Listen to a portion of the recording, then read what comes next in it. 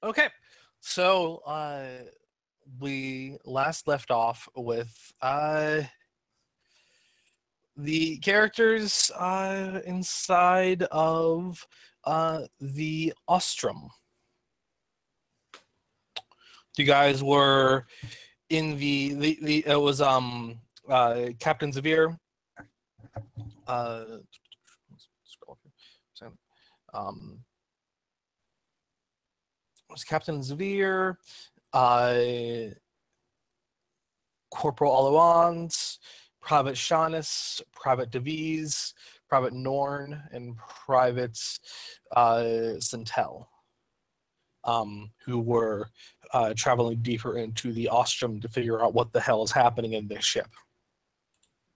So you guys were aware of. You guys are made aware that the captain's quarters would have access to the main database of the ship, and so you were en route to the quarters. When you arrive, and this is based on the general blueprint you have of these types of ships, even though this is a new model, it still follows the blueprint more or less. When you arrive, you find that the captain's quarters is closed and locked, only accessible with this captain's genetic sequence, such as a thumbprint or along those lines.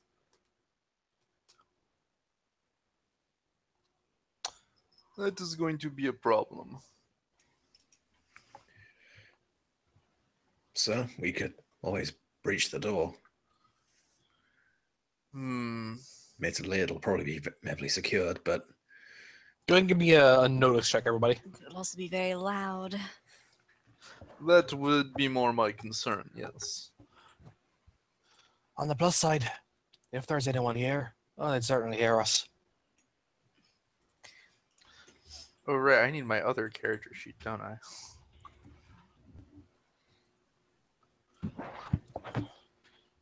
Sorry, Right. Shanice, I don't think we really want anyone here to hear us.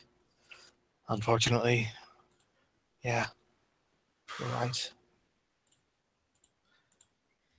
Well, I got 2 4s, or if it's really important we notice something fast, 4 2s. Ooh. No, you want height. Okay, that's what I figured. In this situation, noticing something quickly may also still be useful, but maybe not right now. Probably not immediately. So, Private Centel and Captain Zavir, Captain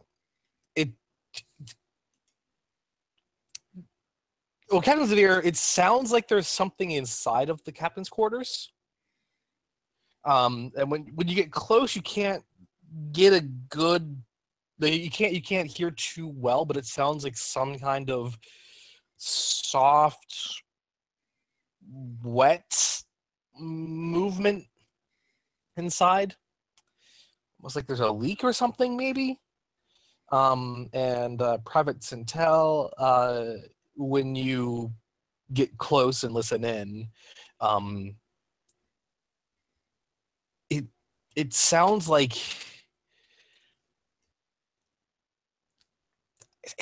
wet meat.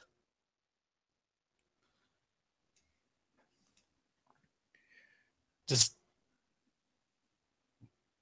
dripping flesh, squirming. Emery cocks her head, looks back at the others, kind of shouldering her rifle. There's something in there, moving. I don't know if it's someone wounded or something eating. Either way, I don't think it's... Should we call out? Or should Private we maybe Norn try also to scan it? shoulders her black hole gun. When in doubt, spaghettify it.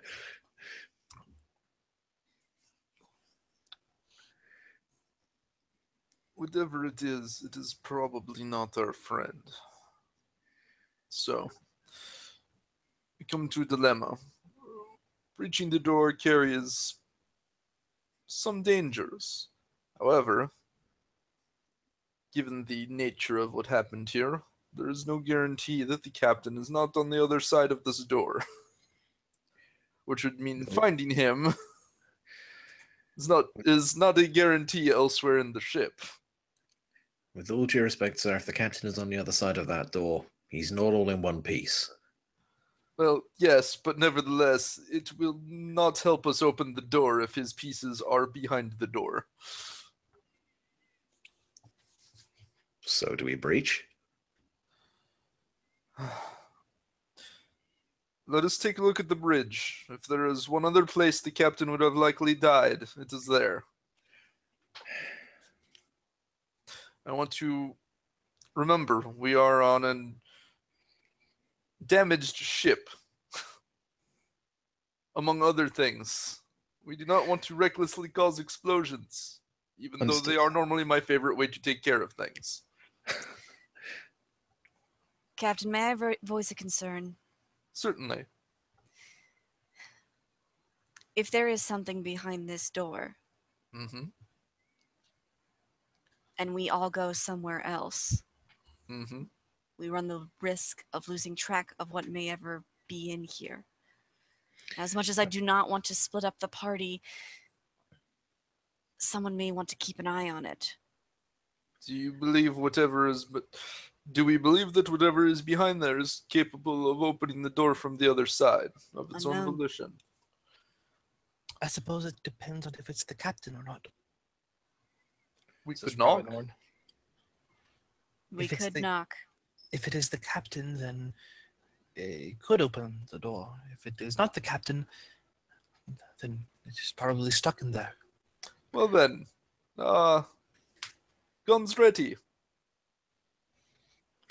Severe knocks. Emery fights the urge to face palm, but manages to keep both hands on her weapon.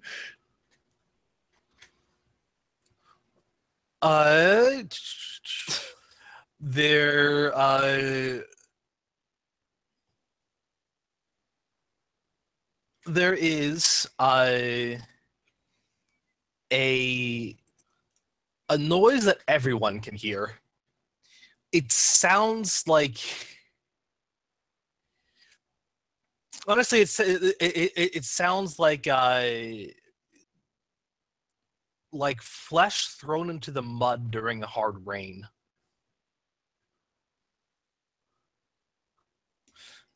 It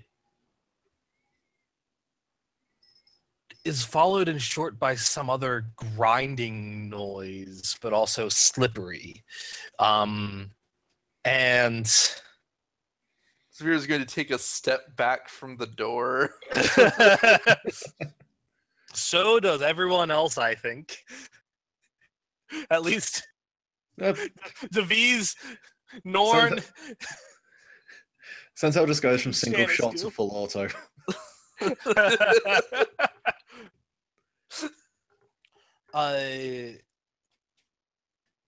And then, just as quickly as you heard it approach, you hear it sliding away. Captain, Yes? is there a ventilation system in this ship? As with every ship, yes. Crap. I did not bring enough proxy charges.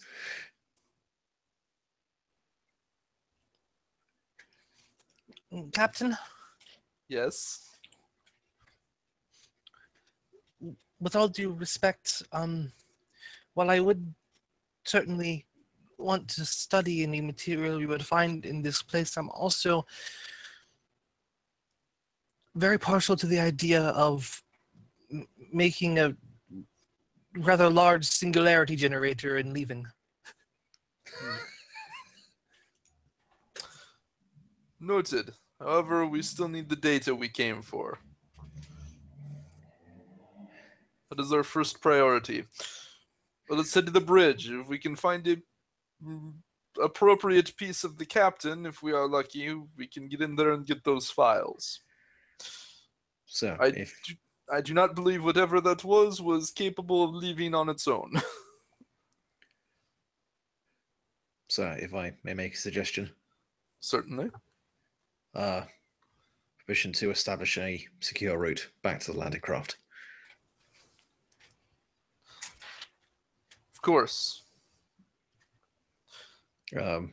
Santel effectively is going to try and the various booby traps and snares and things she has about her person, just Okay. try and close off as many of these vents, as many of these potential ambush points. Sure. Go ahead and roll shop. Nice. As I will be adding my relationship with. No, because this is going to be lethal booby traps. Let's just go with shock and awe, baby. So that's 10 dice. please do not do anything that will kill us as surely as it will kill our potential enemies. I wish I'd split actions. My best set is 3x10. Okay. I then had That's a 2 good 8s, set. 2 5s. I then had 2 8s, 2 5s, and 2 2s. I'm going to request you stick with high height when dealing with traps. Ah. Well, it's also my wider set, so sure. The at the same time, Zavira's will, I can't remember if I did this last time, so we'll warn Corporal Kirune. Yes, Captain. We have reason to believe it is possible the enemy may exist in the vents. If your perimeter does not already take this into account, it should. Understood. We'll begin seeing the events up now. And she orders her firing team to begin sealing the vents. Better safe than sorry.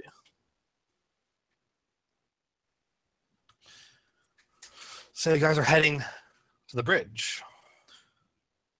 I'm going to look this is going to be very interesting if this ends up back like the Ceres incident and I'm going to have to crawl through the vents.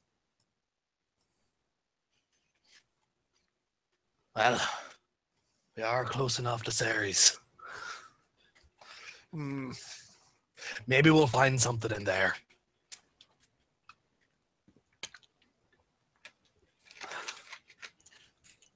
Perhaps so. With all due respect, sir, if we have to repeat the Ceres incident, I immediately veto me having to grease you up again. Either that or we find you large events. Now you drew the short straw. That is what we agreed. Yes, sir. And you guys head on towards the bridge. It's a short walk from the captain's quarters to the bridge. However, it's still quite unnerving with the only lights you have being the red and yellow flashing lights on only the ends of each corridor. The bridge appears to have been evacuated in a very big hurry. It is an ovular bridge with a raised captain's chair set in the center of the room and above everyone else's stations. And as you step inside, there are added lights of computers in standby mode, but it remains in emergency lighting otherwise. There is a mess of blood and gore everywhere. Following it leads to the captain's chair. Only the captain's legs remain. It appears his torso exploded, and he is currently everywhere. Everyone go ahead and roll courage.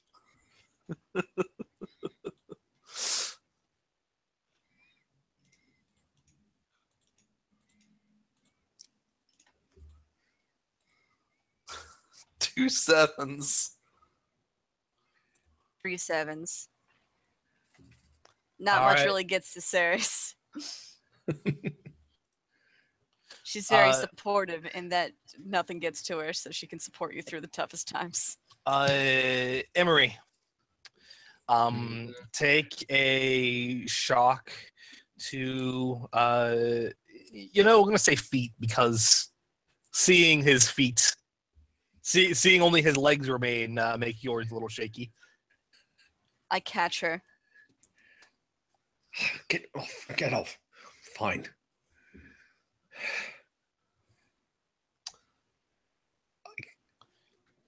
I've only seen something like that happen to someone once, and that was when they swallowed a fucking grenade. There's no shrapnel. No, and the computer equipment is surprisingly undamaged for what appears to be an explosion. So What does that mean? Well,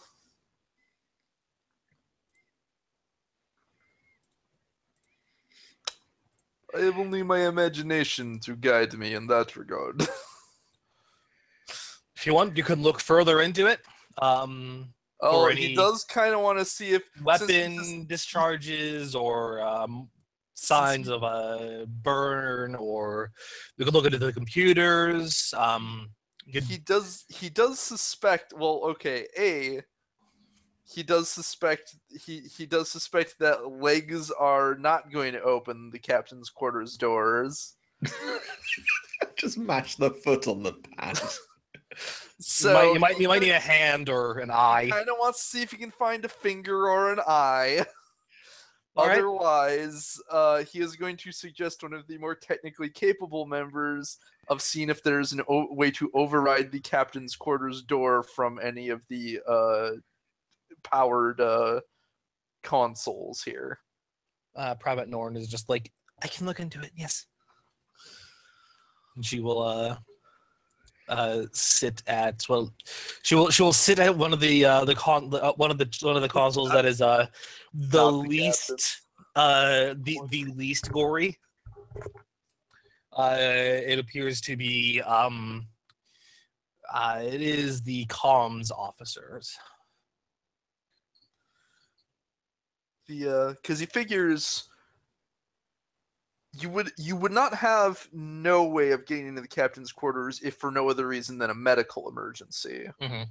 So there has to be some way to override it in case, you were to be like, captain's like, I'm having a heart attack in my room, help. And somebody needs to go in and help him. All right. So what is the other, what is everyone else doing here? The captain's of ear is looking for a hand or an eye or any piece of the captain that could be used. I would like to examine the what is left, the torso, if I can see maybe any. What happened? Okay. Yeah. What did this? That's a fair thing to look into. Private Intel? What's still quite shaky is watching the shadows, watching any attack points, ready to greet anything that comes out unexpectedly with a magazine full of caseless ammunition. Okay. All right. You can. So, all right. We're going to say that Private Intel, you can roll. We will say, honestly, this is gonna be notice for everybody. We'll say you all notice with 2 extra dice because you have Devise and Shanice assisting you. Yeah. I'd argue it might be remember or outthink for Amanda since she's using Yeah, I'd say remember or outthink. I'll say remember for doctrine. Okay. And it'll be notice for Captain Zavir. Yeah. He's trying to find something. There's not a lot of giveaways. You sure I can't connive my way out of this?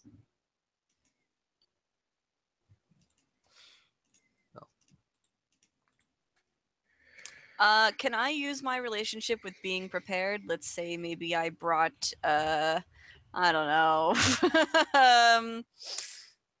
gloves. Fucking One would imagine you're not going to go over there and lick it. a vial to check the Yeah. blood. You need preparedness for it. Okay, cool. Some sort of something that will help me examine this better. Well, we did. Remember, we do have members carrying various gear in case of analysis that Xavier requested bringing, since that may have to be the back. That data may also be important, especially True. if they can't find any origin data or other data about what happened here.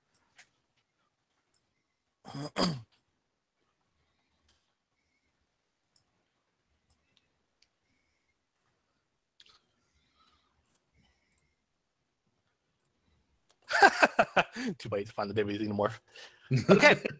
While Private Shanice, Devise, and Centel are on watch, Captain Xavier, you search the left and right hand areas of the the bridge, and you do in fact find his right and left arms. In the back of the bridge, you also find his skull, but it's fragmented. Yeah, probably not going to help with an optical scanner then. Yeah. So you get his arm, both of them, if you want them. He will in case you know what, he will, because he doesn't know that it's not coded to a specific hand. So, okay. Unless there's, this isn't a military ship, so he wouldn't follow military protocol. Corporal Alons? Yes. There is something that strikes you as incredibly odd. Namely, there is no sign of a blast. Burn-wise, there's no burns anywhere. There's no shrapnel anywhere. The bones, even fragmented under the force before they could really become shrapnel. But here's the thing that really baffles you. You find no evidence that his torso had any organs. Oh, so there are no organs here. There are no. There's no residue of organs. There's no residue of organs. It honestly looks like his torso must have been hollow and filled with something. Let me just roll one more courage check real quick. Yeah, I was about to call for that. Guts are her best stat, so like. They're not his anymore. 2 9s. 2 9s. Okay, yeah, you hold it together. But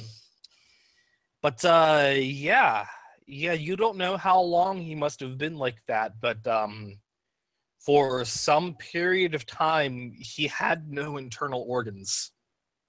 And whatever you see all around you, this like, and especially as you look closer at it, it looks like goo rather than muscle. It looks like almost as if he was being liquefied. Yeah, it looks like a thick gelatin that's coated in some kind of acid. This is an awful chemical reaction. He's probably eaten away from the inside. Got it. And then exploded. Captain? Mm-hmm. Yes, he says, holding 2 arms.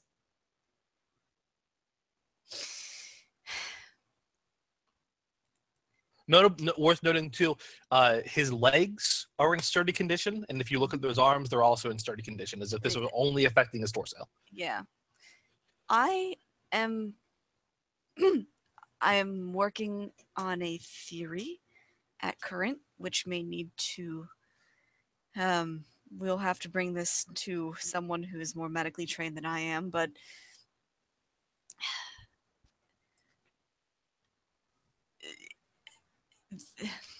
how do I say this?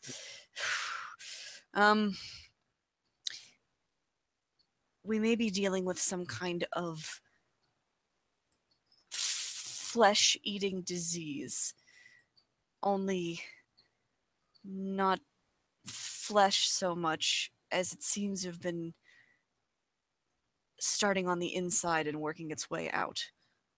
That would match the reports from the Ceres medical team. This man, what is left of him, there's nothing here. I see. No heart, no stomach, no intestines. And yet, he was presumably, given that he was in the captain's chair, still alive up until at least shortly before this. That he was. Captain, There I is don't- do you recall, the medical team said that when they tried to remove the infection, there was 3 members. One of them died when they tried to remove whatever was inside from them. Whatever happens to these, whatever this does to people, there must have some way of keeping them alive then? a parasite, maybe. There are instances of smaller insects taking control of larger ones and slowly consuming them until they're just a husk. But nothing on the scale of a human being.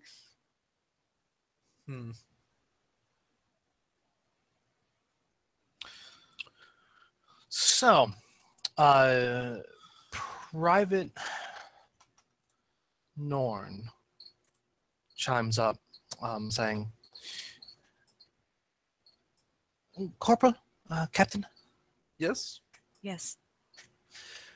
I think I've found an override for the captain's door. Ah. I will not be needing these then.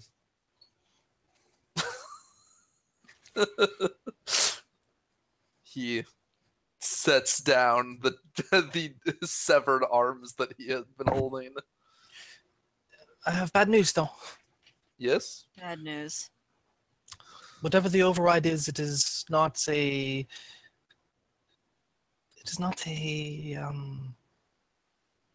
remote thing.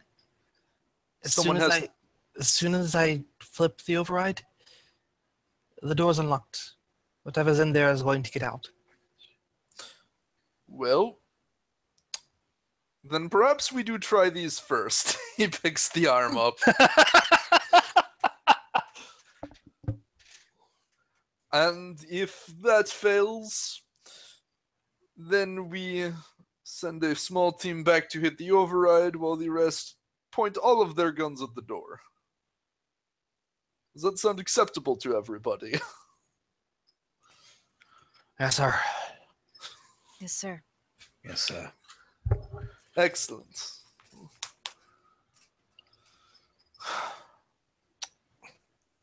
And as Private Norn stands up from the console and starts to walk away, Private Zintel, Yo. you didn't get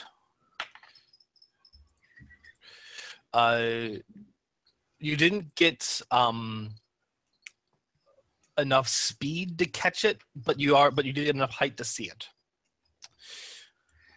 You see something drip from the ceiling right above her. And just as you're about to cry out or shout or try to get her attention, it drops onto her back. Yeah, Santal is like almost in slow motion. Realizes the words just contact, move, and it's too late. You, can I say something So, perhaps befitting? Zavir, who is probably somewhat nearby, in a flash has a gun in his hands and is firing. okay. But before the arms hit the ground, the gun is Yeah. in his All right. hands, basically. Private Norn drops as soon as she feels something. As soon as she feels something wet and slimy attached to her back, and cries out in surprise. And we're gonna get everybody's bring something. I'll think order.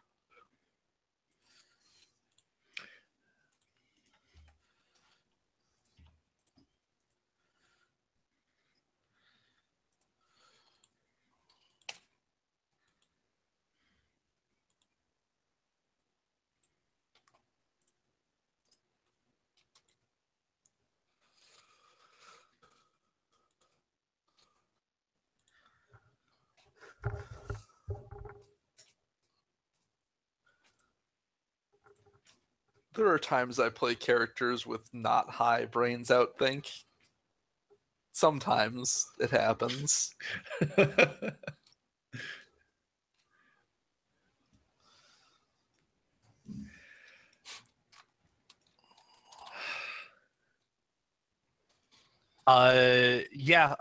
Private Norn on the floor just shouts, "Get off! Get off! Get off! Get off!"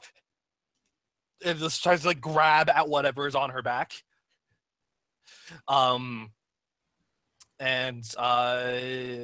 this thing is going to try to burrow into her.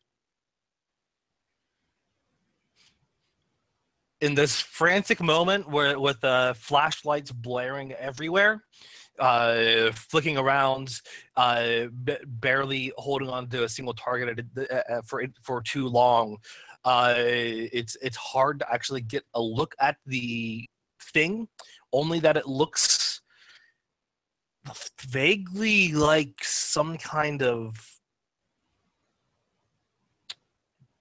caterpillar made of muscle with no flesh to be seen.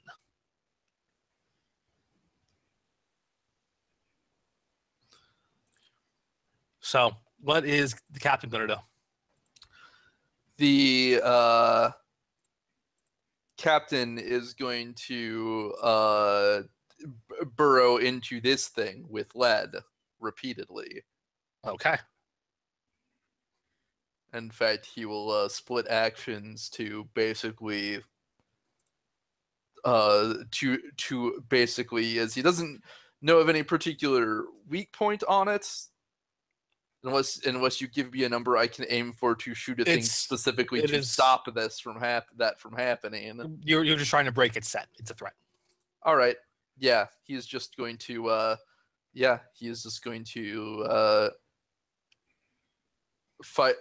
fire some carefully placed shots. Okay. What about attempting to hit something vital enough to get it to stop? What about technically I would have actually declared last, but it doesn't really matter. Oh, that's true. Sorry. My bad.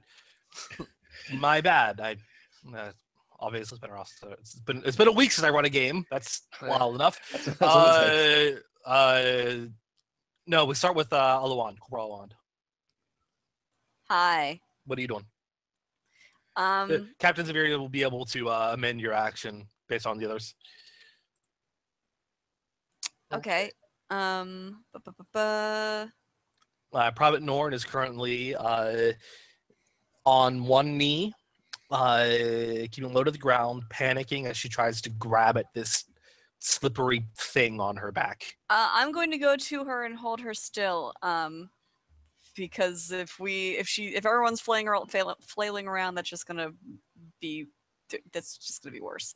Okay, it was So like you were also putting yourself directly where people are firing. Then you realize. Well, they're gonna fire at her too. We're gonna fire at the thing on top of her. Yeah. She is on the ground. The chances of us hitting It's- her on accident are fairly minimal. it's Okay. actually kind of a hard shot. Like it's about the size of a human forearm. She's writhing around. That's Oh. gonna make it even harder. I'm Oh, trying to. I keep, assumed. I'm I trying to assumed this keep was her much still. bigger than that. No, it's about the size of a human forearm.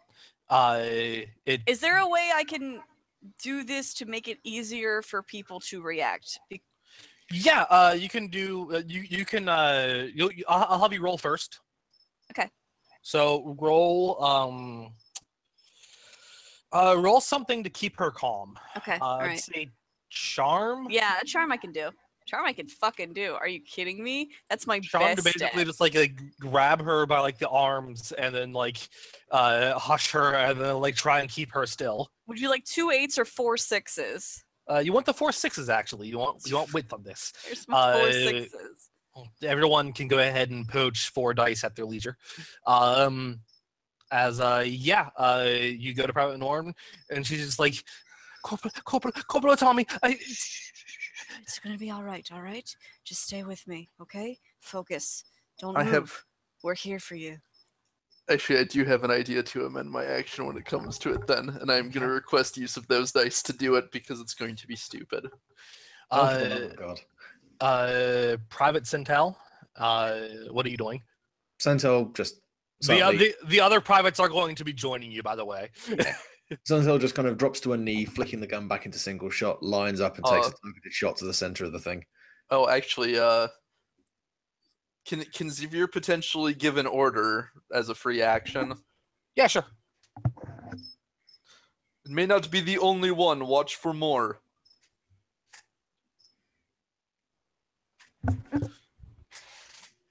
Shit. Deviz curses, and then he and Shannis actually will be flashing lights at the ceiling and at vents all around you. So, Private Centel, you can take a knee, aim, and do a single shot on this. Would a cold shot have any benefit to this, seeing as I don't know its locations, or It doesn't have any locations. It's a right? Oh, fair enough. In which case, yeah, So just a making single a set shot. is just hitting it. And then Captain Xavier. Can I suggest something that I assume would be a shop check? Sure.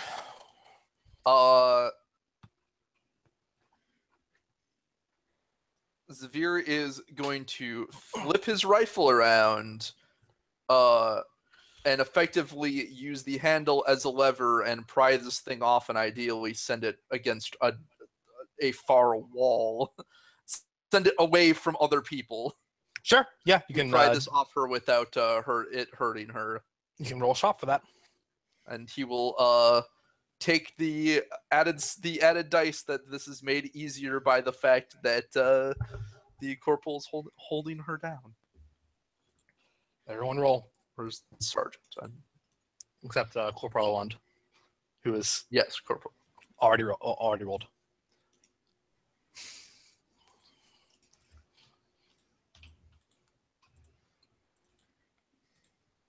In fact, I'll use my also throw in my relationship with Corporal Aluland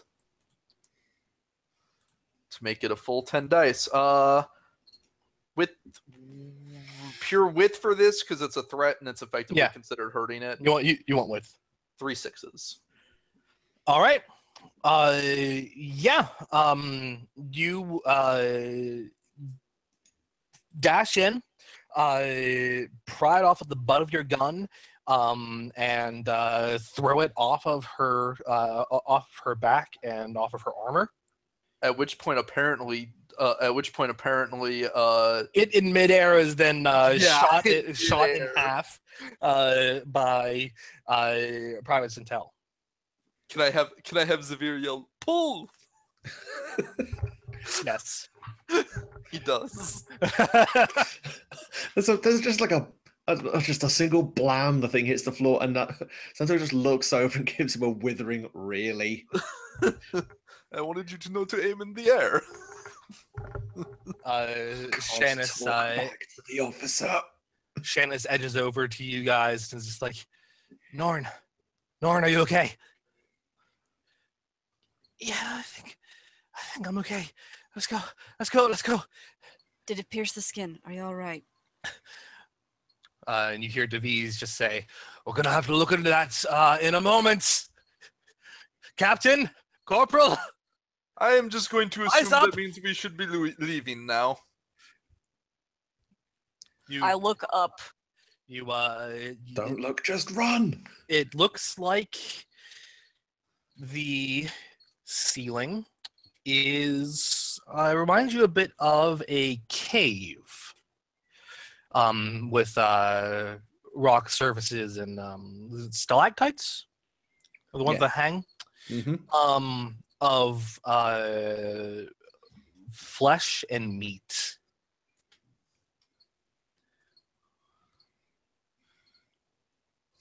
You see one of the stalactites of meat drop, and another small caterpillar-like thing begins crawling towards you, and then another drops, and then another. Yep.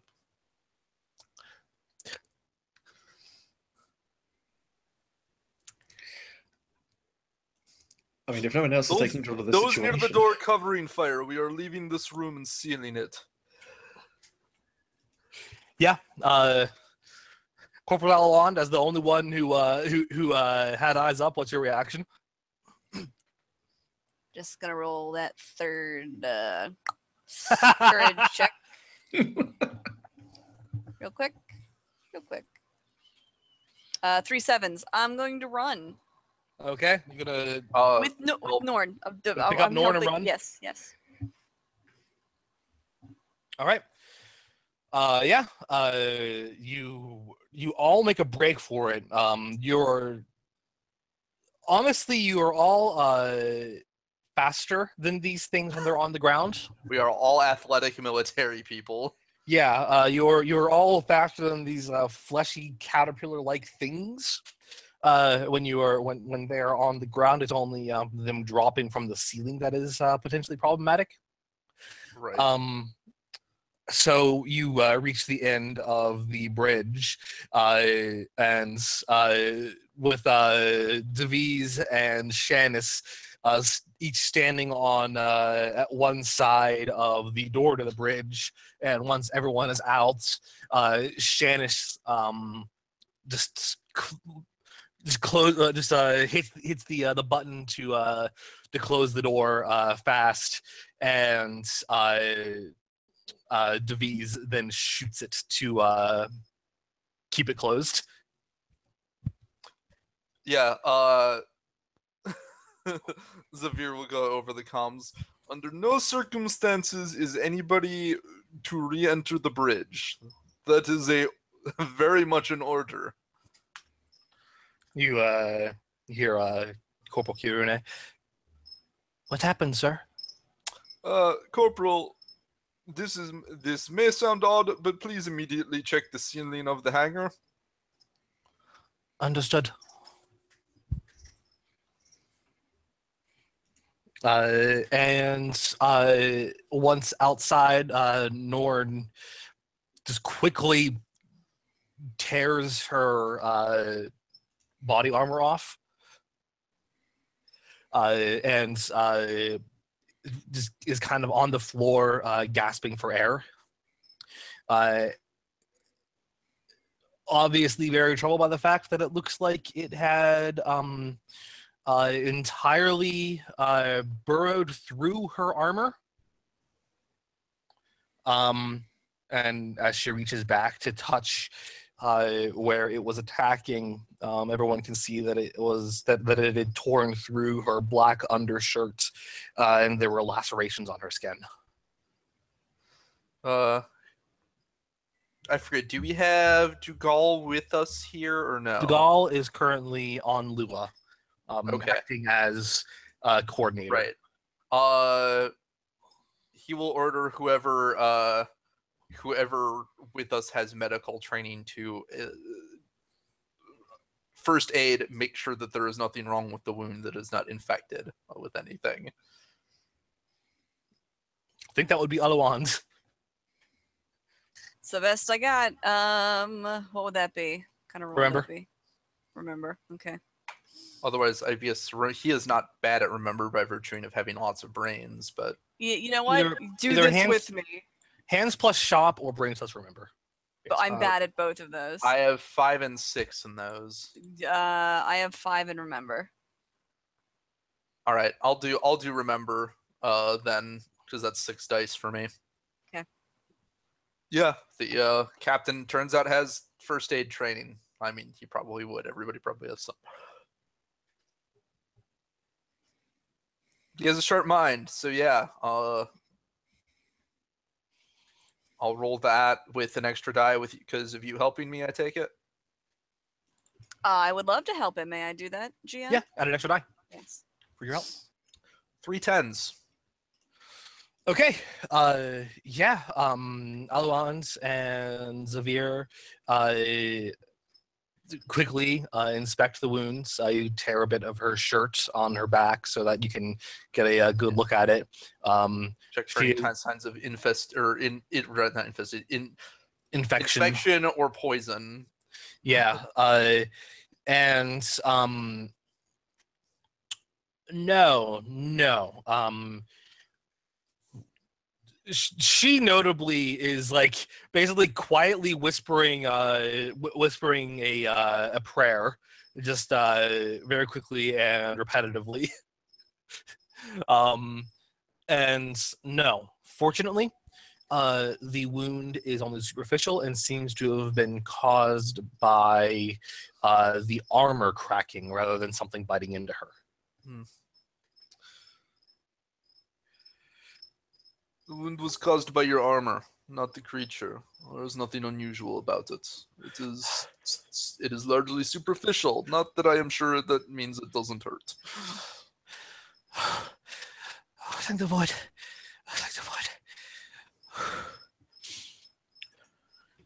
This may be something greater than us. I don't know if we're prepared to handle an entire ship crawling with this kind of... We are not, which is why we are, as soon as we get the information we need, we are leaving. Norn just kind of like quickly nods her head. Oh no. We lost Luke. We got Luke, Luke. you good? For a moment, there were 2 Lukes, which was a good I am time for all. the... He's all... Let me mess with volume again. Sorry. It's all right, dude. All right, should be good. So, yeah, and then you guys, if you just look at the back of her body armor, as it has been discarded on the floor, it looks like there is just an outward spread of some kind of caustic or acidic substance where the creature had landed and was trying to chew through. Yeah. Xavier will briefly describe the creature and the acid and dropping to Corporal Kirune as hopefully she is checking the surroundings to make sure that it's not a danger where they have set up. He assumes that she's disciplined enough to, especially given that we had a somewhat idea what we were dealing with to check that, but redundancy is a good thing. Corporal Kirune is just like, we haven't seen anything like that here yet, Captain. I'll keep you informed. We are about to enter the captain's quarters. We know there is something in there. Assuming that we can take care of it, and we find the data we need, we will not be here much longer. So, I hope so. Be ready to leave soon. Understood.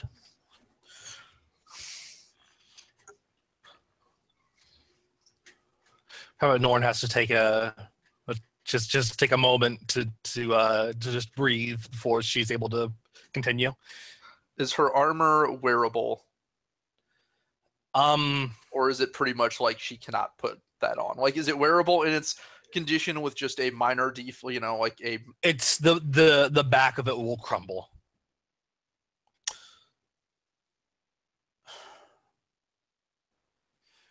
Like she could use the front half like a breastplate, but her back will be exposed. What do we have in the way of shields? Zavir removes his armor and hands it to Norn. Captain? We need your expertise. As much as I hate to potentially put you through something again, we need your expertise to get to the data and to potentially send it out. Yes, sir. And she's shaky about it, but she'll put on your armor. I'm sorry. Under other circumstances, I would send you back to Kirune for continuing. Understood, sir. Yes. And yeah, you guys head to the captain's quarters. Are you going to use one of the arms to get inside? Yeah, he's going to make sure people are in position with as much distance as they can reasonably get from the door to give them room to aim and fire. Yeah, I'll get into a firing position. Okay. Remember, he is going to assign a couple to watch their backs to make sure. Yep. He is going to assign a couple of people to watch their backs, make sure nothing sneaks up on them while doing this. And Shanice DeVries, and your Kubro are going to be on that. And then, he will place one of the hands to the door. Hope it works, and at the first sign it does, I was going to stop him. What? Sir, you're unarmored. Please do not do the most profoundly stupid thing possible. Yes, see, this is why as soon as the door opens, from him. Private, as soon as I open the door, I am going to be running behind all of you that are armored. Do not worry. And in the interim, sir, your exposed back will be facing towards a potentially hostile threat. Get behind the firing line, sir. Private Norn nods and just says, "With all due respect, Captain, it was only on me for barely a moment, and I could feel it getting to me. Understood. I see the wisdom in your words. Be careful." Apologies, sir, but thank you. Santo will hold the rifle in the crook of one arm, still keeping it vaguely pointed towards the door, and sort of try and hold the arm so the elbow kind of locks, and then flap the hand at the receiver. I got a little. Okay. As soon as the doors open, and you have lights inside, you find that there are almost nothing but fleshy growths from wall to wall. Worm-like creatures crawl out from wide open pores and pile up in corners. They drip from the ceiling like morning dew. And crawl.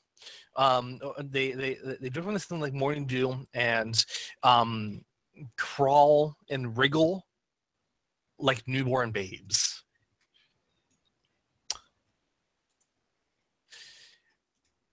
At the captain's desk is his computer. Everyone go ahead and roll courage. You don't say. You know what, though? What? Is the computer attached to his desk, or does he actually have something portable?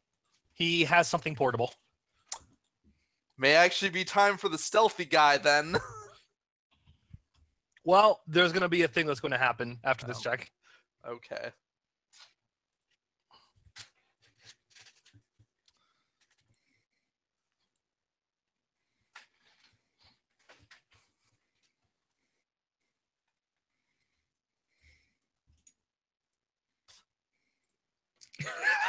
You did not expect a room full of undulating flesh tagliatelle. Did you hear what was behind that door? That was about what he expected by this point. Most in Event Horizon. Fuck that shit. Private Centel, take a shock to guts. You are feeling queasy. Excellent, excellent. It's not like I've not got 2 locations very nearly shocked out.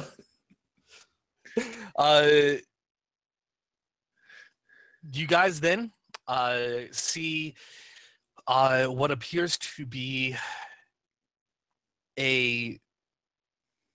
what you had heard before. It looks like a long, slick, scaly tendril, some kind of snake or thing like a snake, about the length of a human body, but with the width of a human finger. Now reminding you more like a parasitic worm. It slides through the mucus and moisture of the floor and immediately tries to burrow into Private Centel's flesh. I take objection to this. Understandably. Through the medium of bullets, most likely. Yeah. What is Corporal Alawan going to do? This time, let's see here. I don't have anything in the way of weapons on her sheet, but I'm guessing she's carrying one. So I'm gonna try to shoot it before it gets anywhere important. Yeah, you can roll shoot. Okay. Firearms. I'll use my relationship with her as well Okay. to steady my hand. Private Norn is going to fire a small singularity into the corner of the room to draw everything's attention to the small controlled implosion that will evaporate about, I'd say, half a foot of material.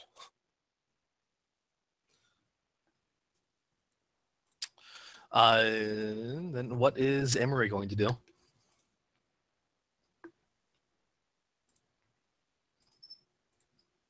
Luke?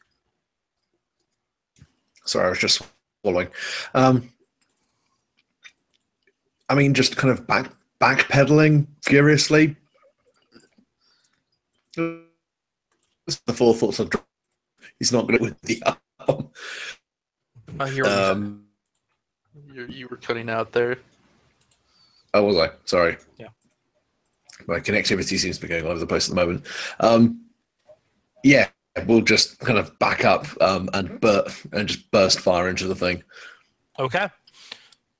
All right. Yeah, you can do that. Can I split actions to shoot and dodge? Yeah. And what is the captain going to do? I have an idea because I feel like time is of the essence. Slightly. He is going to... So, Private Centel took one arm. He is going to, suspecting that these things are attracted to flesh, and hoping they are not immediately smart about it, he is going to, as another distraction, toss the other arm into another corner of the room, and then he is going to basically, which I'm hoping I can do as a free action because he's not really aiming particularly well. He just wants it away. Actually, it will be an action. It'll be a deceive. Or A connive? connive, yeah. I can live with that, I think. He is going to do that. And then he is going to, as light-footedly as possible, basically grab that laptop and just be in and out while there's hopefully too much chaos for the going on to register him. Okay. Because doing things during chaos is sort of what he's good at. Okay. And he doesn't want to wait for these things to get organized before grabbing before sending someone in to grab the laptop, so. All right. Everybody roll. That's going to be athletics. Will do.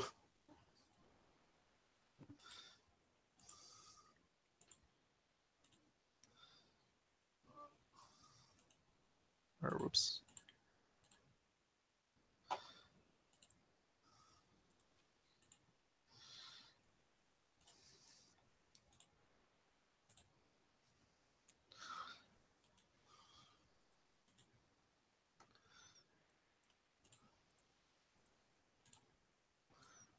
Oh.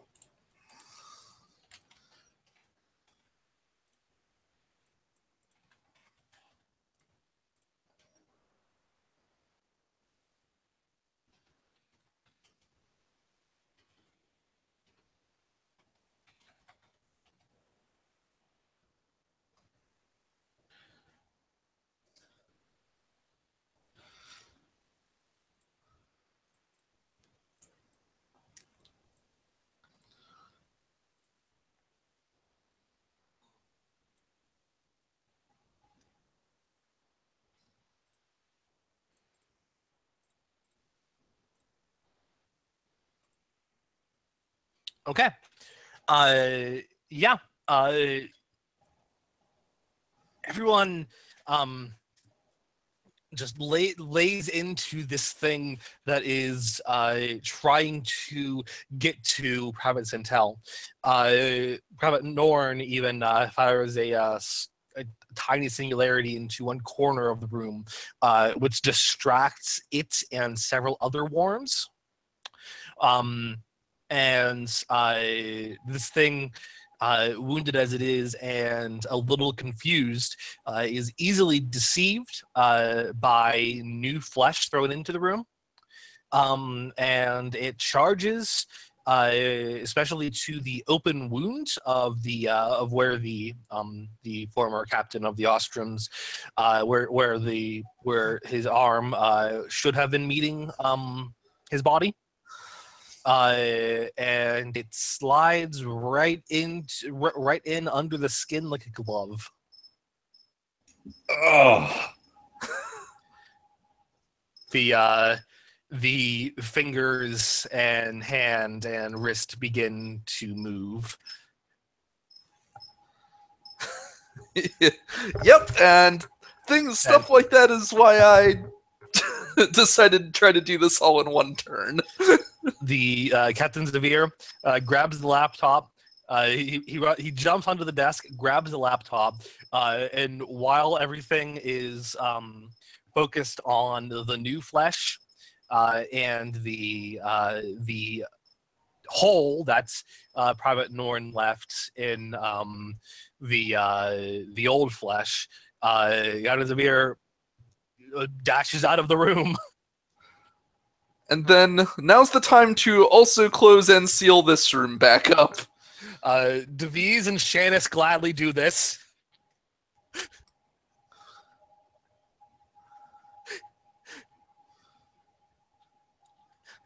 In fact, Deviz or Shannis punches the button to close the door, and then before Deviz can seal it, Private Norn shoots the opening mechanism with a tiny singularity.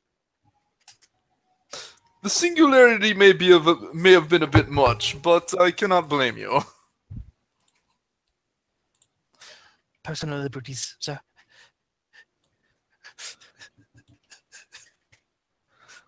Now, We have what we have came for, and we are not going to stick around.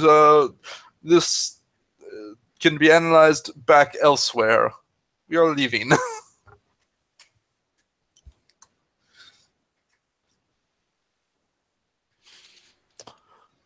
And you hear on your comms, Sergeant Dugal. Yeah?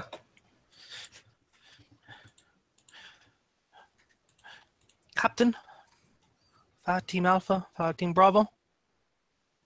Yes, Sergeant.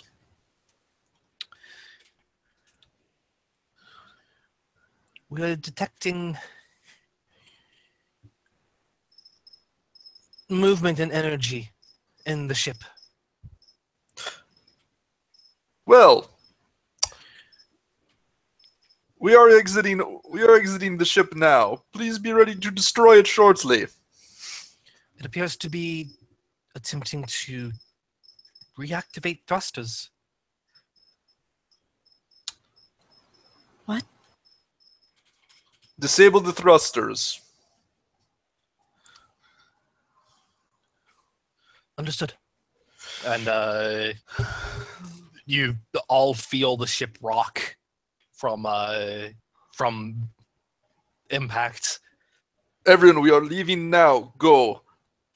Cover all sides. Private Satel, you lead the way. You know where. You know this. You have set up a safe route for us. You know where the traps are. So yes, sir. Corporal Kirune, we are incoming. Yes, Captain. We Understood. are incoming. All is clear. Code Loki. Understood, sir. And as you all begin to run, booking it towards the docking bay, I'm going to call for one last courage check from everybody. As you see and feel, in response to the ship rocking, in response to the impact damage striking it at the rear, the walls shudder and shift and bow. And what looks like fingers begin to crawl out of the creases between wall segments. Fingers of flesh and bark. Like some kind of meaty tree.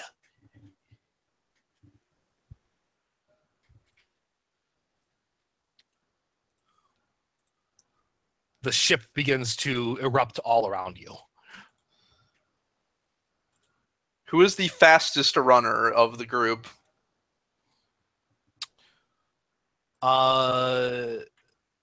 Let's see. I would say that is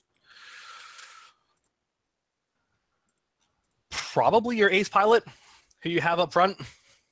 Hey, this is totally unfair because I'm here at Death Wish and he just started to cough up a hairball and I'm like, oh shit, what is that noise?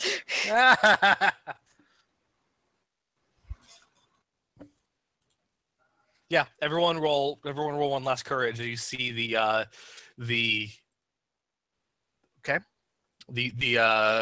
walls begin to tear themselves apart as something living inside of them begins to curl out.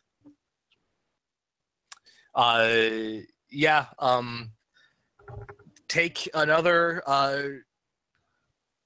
a shot to face Private Sintel,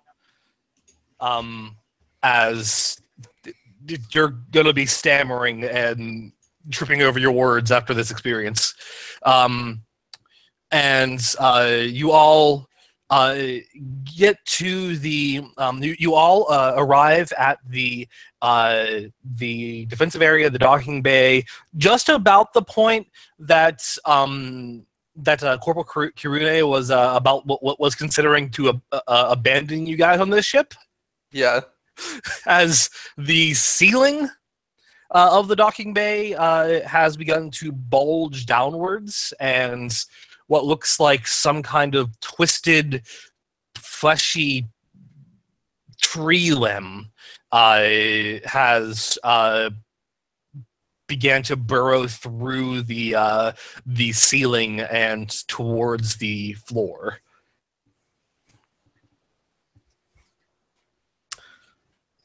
Splitting off at several points, almost as if it's growing. It's growing branches. Ships. Yeah. Everyone races into their respective vessels. Kirune and her firing team into their small transports, and the rest of you into your fighters, and you depart as quick as possible.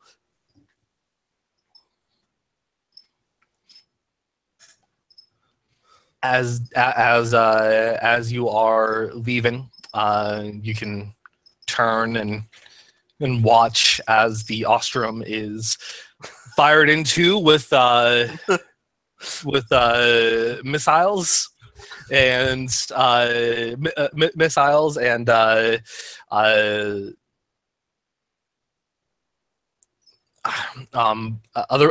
missiles and ballistics, peppering it through and through, exploding at the rear, collapsing in the middle, and drifting apart in multiple pieces.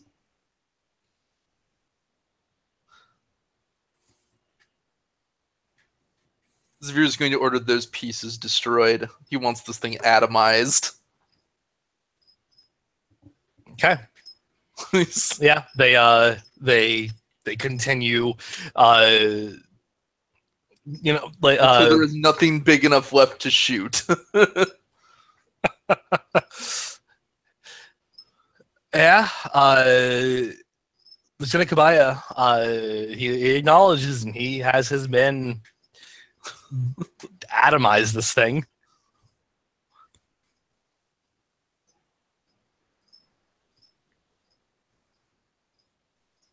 And you hear Sergeant Gall. There are no signs left of the Ostrom.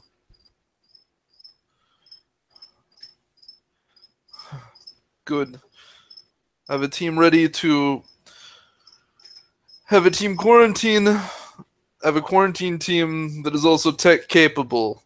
I am coming in with a laptop that hopefully has vital data on it. However, I don't have time to see and make sure it is in itself not contaminated. Myself and this laptop are to be quarantined very thoroughly. Understood, sir. Is that to be everyone? Yes, everyone should be quarantined until we can be guaranteed that there is no chance that we have picked up something without realizing it. Understood. Understood, sir. Note that Private Norn obtained a superficial wound, but nothing. But it did not appear to be infected or poisoned in any way. We'll be waiting for you when you get back home. Very well.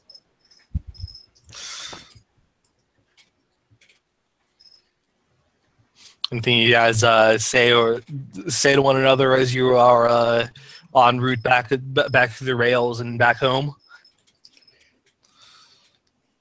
Centel's most likely just still holding her weapon, sat in one of the seats, just staring, like slightly shaking and staring into space. Do you basically have your fighter on autopilot then? Just go home? Yeah, pretty much just activated the return call, and that was pretty much it. Yeah. Zavir will say over the comms, basically open to everyone under his command, which is basically everyone here. With any luck, we'll return from this mission with data that may help in us preventing anyone else from experiencing what we just did on that ship. You have all done very well today.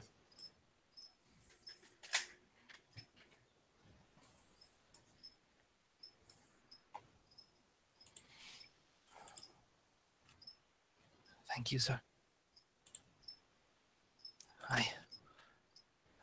Thank you, sir.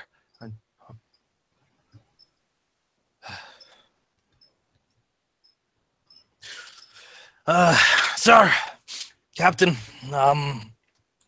Yes? with the quarantine that's waiting for us back home, is that going to be long lasting? Because I think I feel very sick.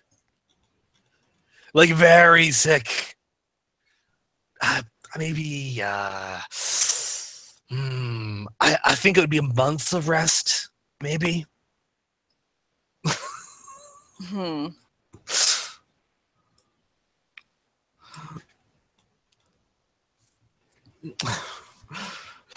Whatever comes from here will be handled by people with much greater expertise in this field, using the data we have acquired. I cannot promise months of rest, but with any luck, we will receive a somewhat substantial break. All right, no, I'll count on it then. I will do what I can. Appreciate it, Captain.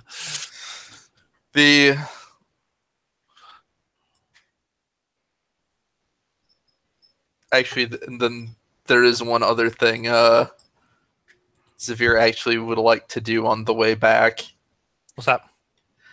Switch to a private channel and go...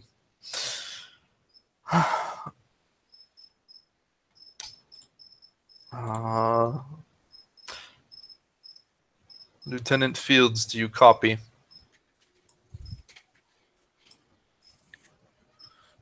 I copy, Captain.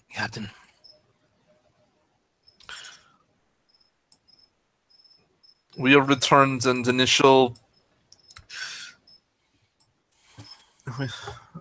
our mission is done. Initial analysis suggests we have gotten out casualty free. The ship has been reduced to ashes. How are things with you?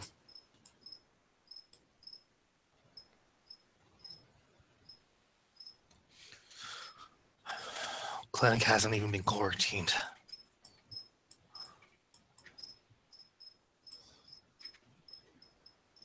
No one's aware of anything.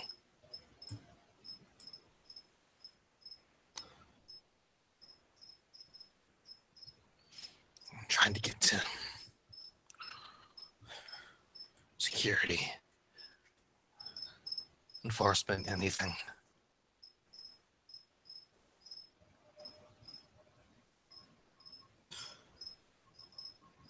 Any word from the upper brass yet?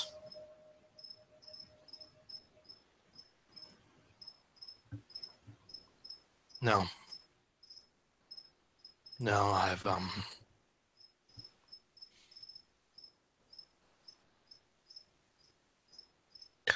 against orders, Captain.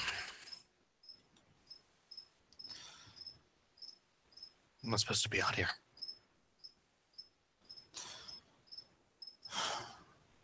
Any signs that they have reacted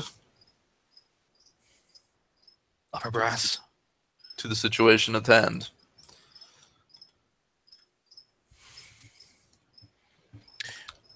I can't get into any military facilities right now. Not So no- safely. No boots on the ground, then.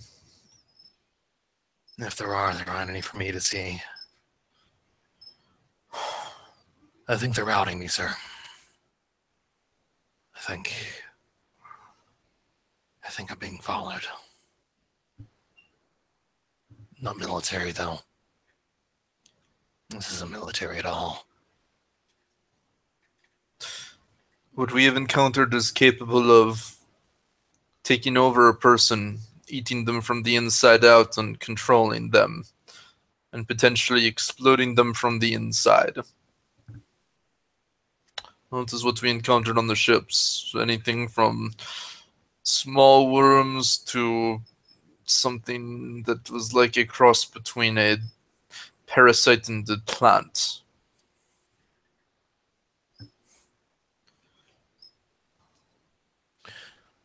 I'm going to infiltrate the clinic, sir. Be very careful. There is no guarantee.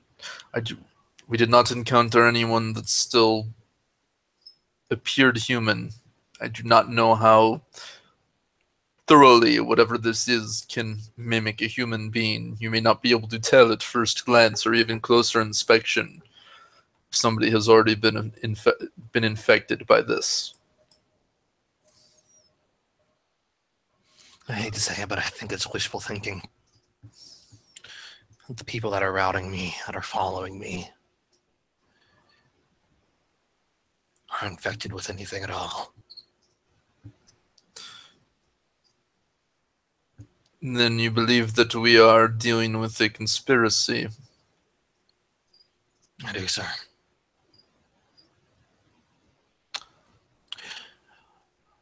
A conspiracy that wants to infect the planetary capital of Neptune.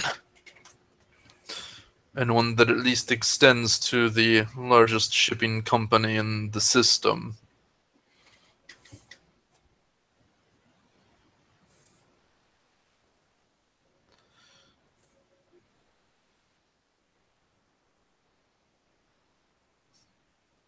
May I ask your opinion on something? Go ahead, sir. Given what you were aware of before you left, do you believe there is any chance that this conspiracy reaches the upper level military?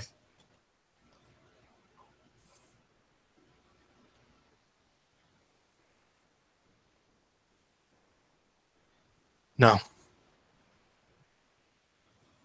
No, I don't. You do not believe that is likely? Oh, that is a relief. I really did not want to end this day with having my entire company go rogue.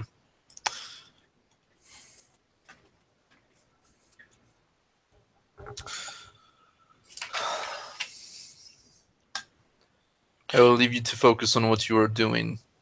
Stay alive, Lieutenant. I expect another report. I'll do my best, sir.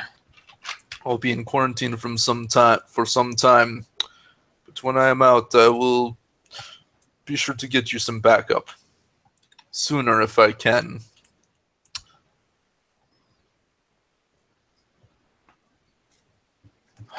He's quiet for a long moment. I'll contact you soon. And Very he well. clicks off.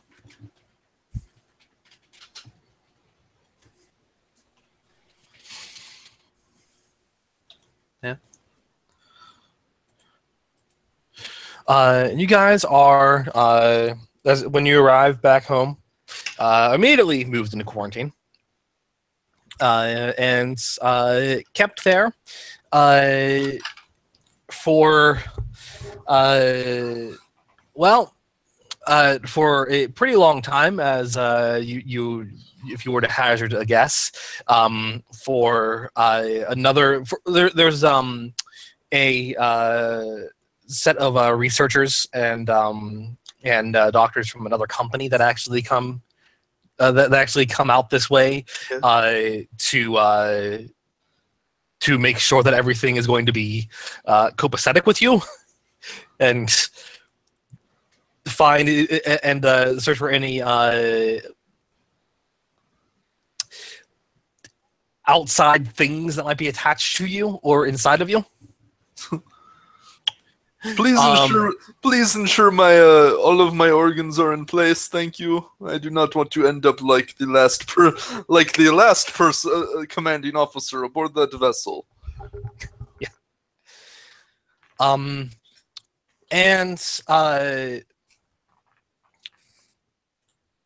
Lieutenant Kabaya happens to approach and basically come to the quarantine, like you guys are basically in like a quarantine barracks. And so it's like an open barracks, not a lot of privacy, not even for a briefing or a debriefing. Mm-hmm. And he steps up to the glass that separates the quarantine barracks from the rest of the med lab.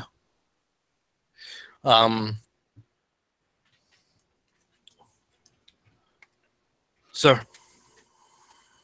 Yes, Lieutenant. And everyone is privy to this conversation and can interact here, because you're all in the same small quarantine barracks.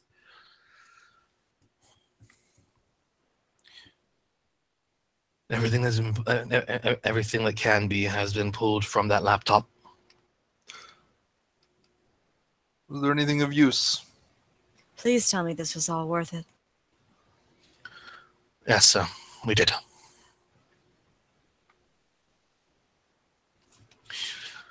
He sits down in a chair.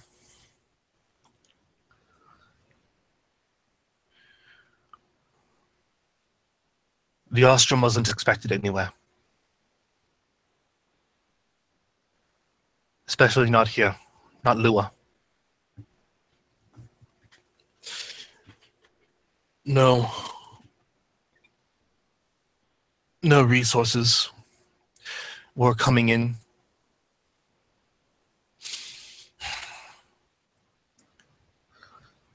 No food, no water, no scrap materials.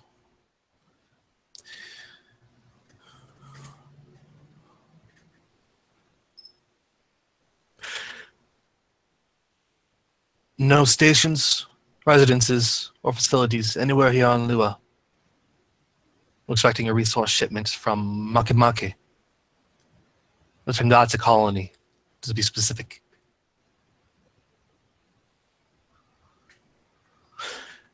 And yet that's what the Ostrom was. It had a heading for Lua. From the colony. From the Tangata colony at Makimaki. What do we know about the Tangata colony? It was a recent construction. It's the most distant terraformed world in the system.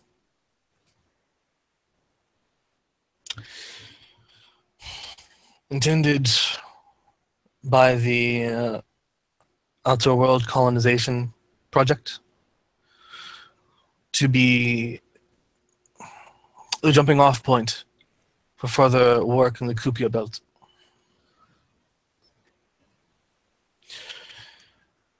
Rail, which is where this ship came from, and where the ship was even constructed, was set up just last year.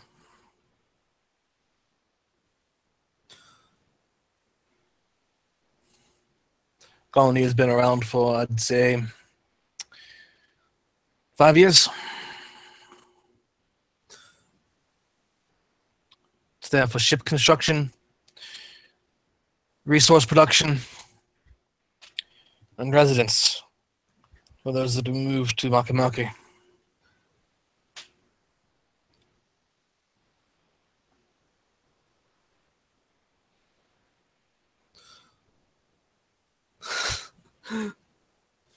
Would it be too much of a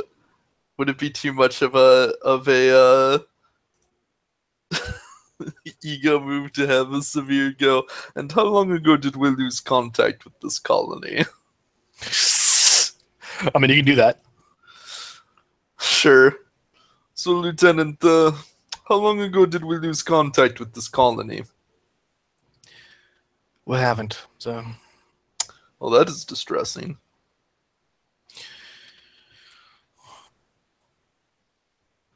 we reached out to the colony, made contact. All's green.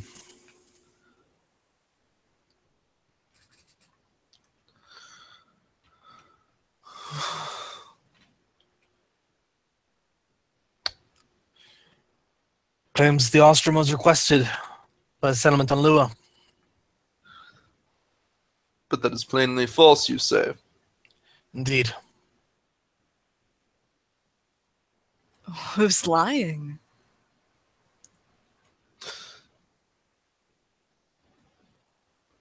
Well, seeing as I suspect that what was in that ship was not ordered by anyone on Lua,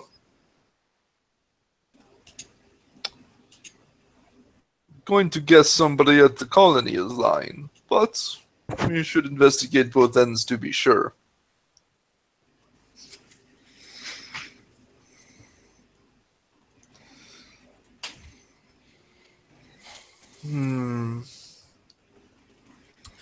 I believe I will need to. What was the rank of the person that was at the commander general? It was the Colonel. colonel. The colonel was the one that gave us. I believe Yeah, I will need to speak with the colonel before long. Colonel Eckert.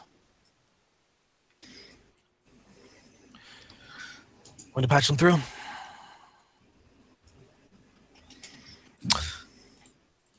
Yes, please. I'll get him on the line. In 1 moment. And he puts out word to Colonel Eckert. And yeah, you get a call. Again, everyone's privy to this conversation. Yeah, I think this is the point where he has to stop hiding some of the couple tidbits he knows.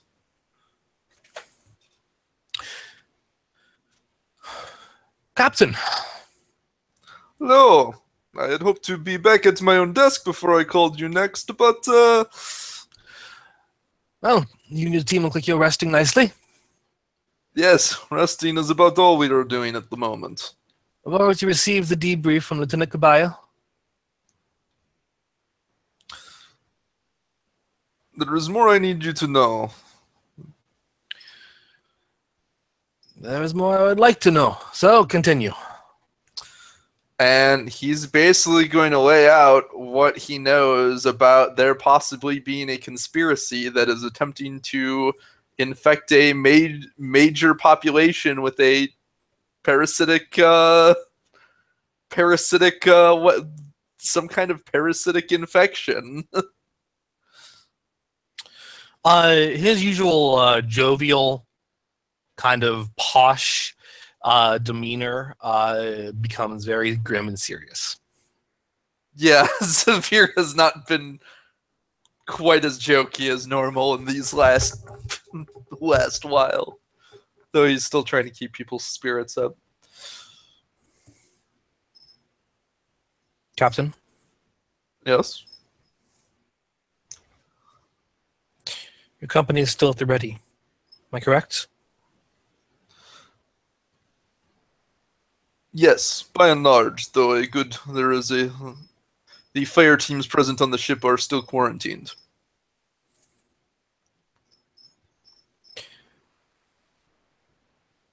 From what I've heard,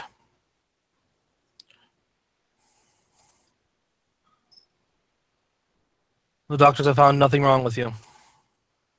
I'm ordering you out of quarantine.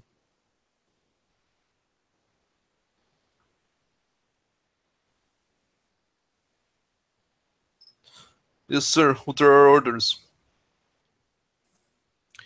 Find out what is going on the Tangata colony and deal with it.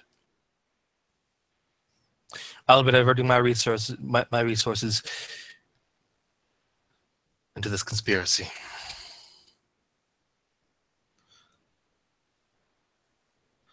Very well. I am sure you have resources more suited to that end than we do.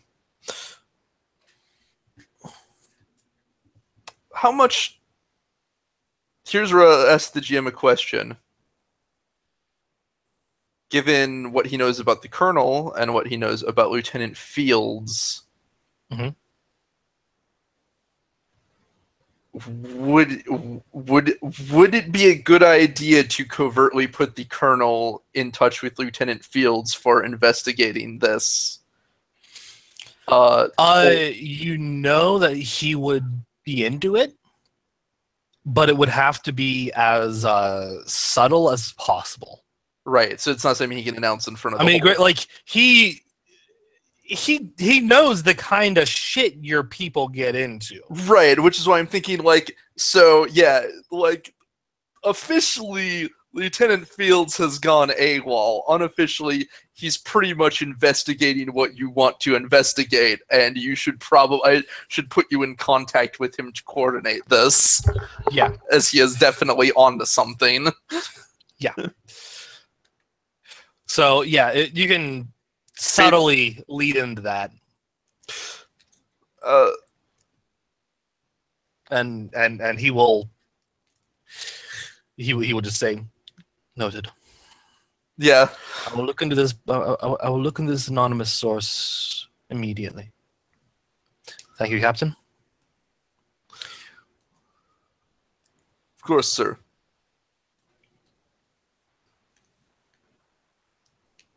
You are dismissed. Yes, sir. It will... That's off the comm. So, yeah, salute as they...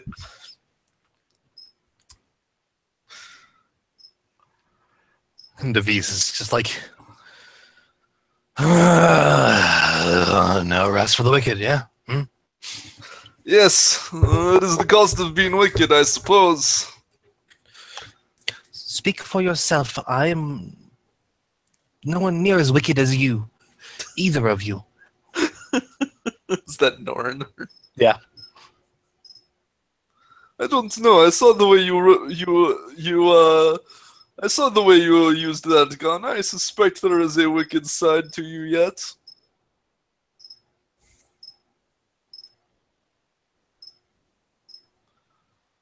I'm gonna take a look at Emery, see how she's holding up.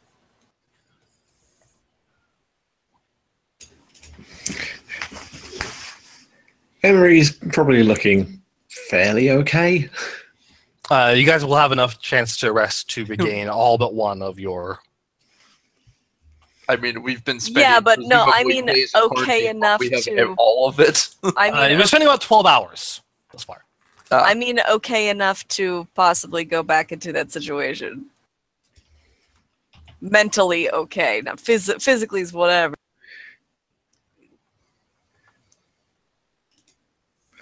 Yeah, like... Yeah, actually, it kind of makes sense because her face is almost entirely shocked out, so... Well, Like- you have all but one die. That's what I mean. Oh, okay. I had 2 locations at 1 die. Ah. So bad times.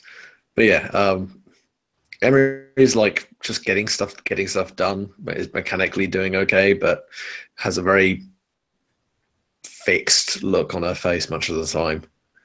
And it's just observing all this with a slightly confused cock of the head.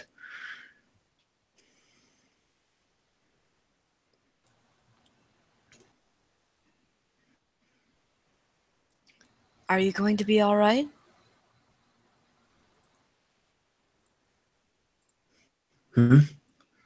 I'll be okay. Just trying to get my head around this. If He you said- need anything, He said they might be someone's doing this on purpose. that is the running theory. Yes. Who would be sick enough to think that could be used as a weapon? I mean, yeah, okay. You could put it on a bomb or a canister and just launch it somewhere, but that, It's our job to find out who.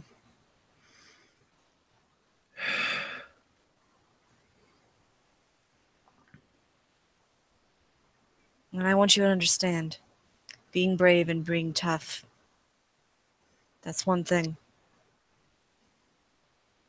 But if you need help, that's why we're here. I know you're just one of the toughest of us, but I can also see when you're having a tough time. And this is, admittedly, the most rational time to have a tough time. well, yeah.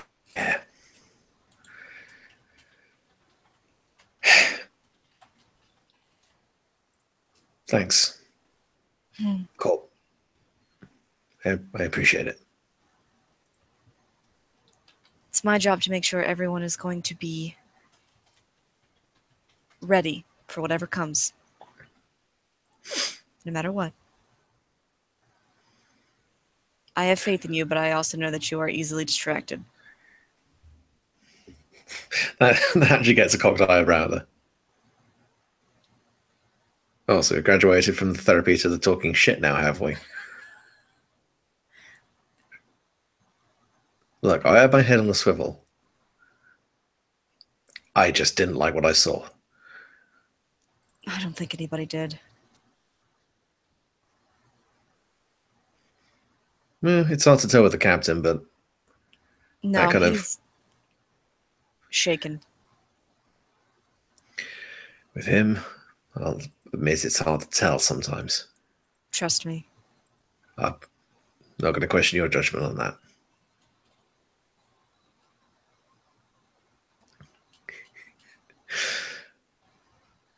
Look, I'm glad we're all okay. But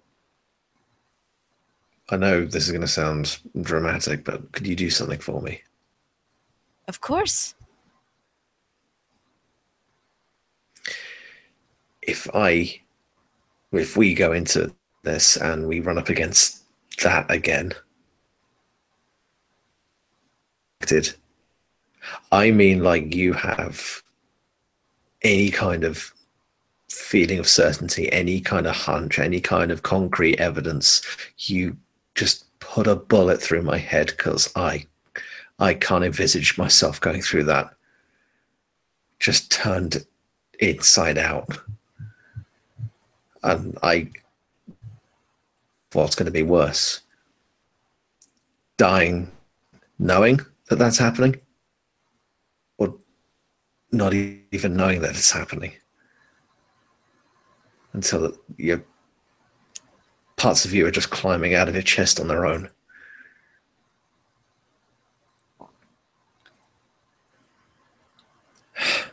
Sorry, that was fucked up, but I understand your worries and fears.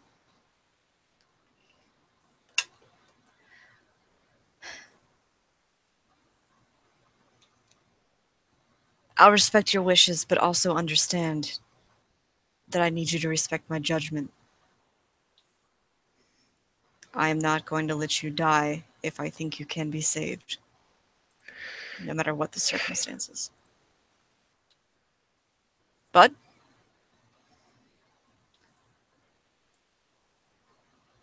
if there is no hope,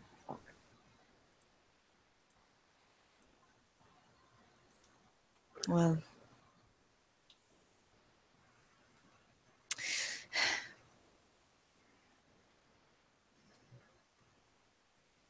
then I think there may not be anyone around to pull the trigger.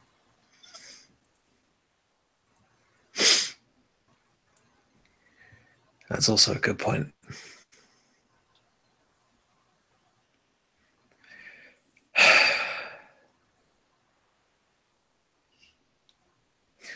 Emery just looks up for a second.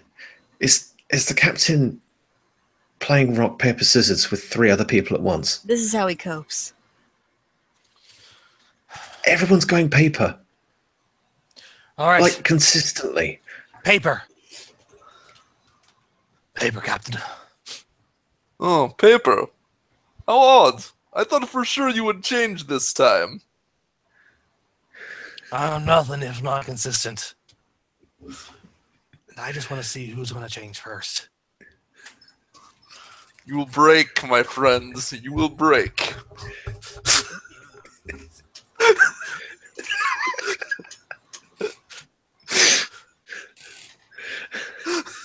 And I will literally give you 50 credits if you walk over there and say scissors.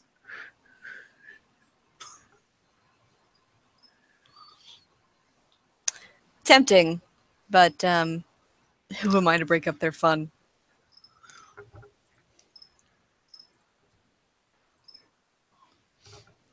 All right, fine. She's gonna walk over there, and as they go, she's gonna go, rock! No, wait, fuck! Well, Scissors! Oh, yes! Oh no, I threw paper again. It's a 3-way tie.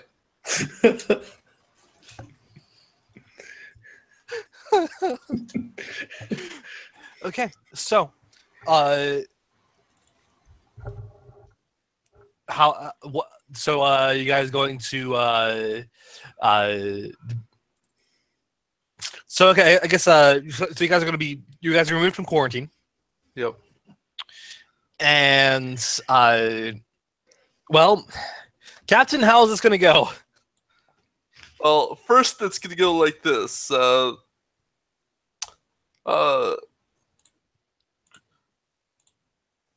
Corporal Alwand. Yes, sir. that's me. That isn't you, Private. I'll go. Luke is dying. Though after that one shot, I may indeed put you in for a promotion.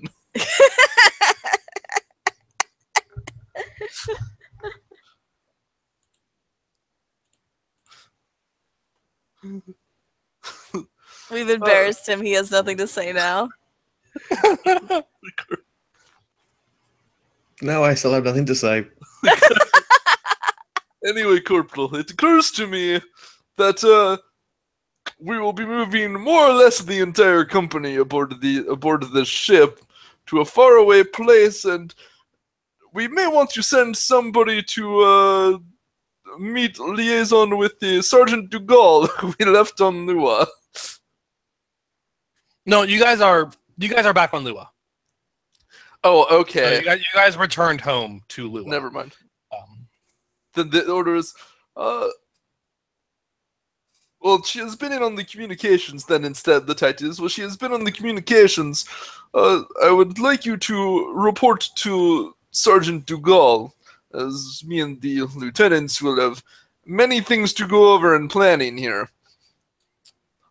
Please catch her up on the situation and everything we have been talking about, basically. And any details we may have missed. Yes, sir.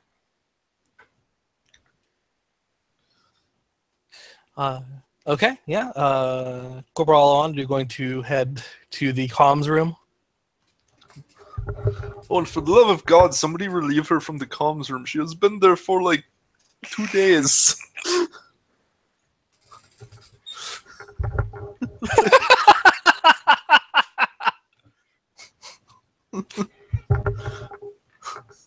She just has like a dozen empty coffee containers.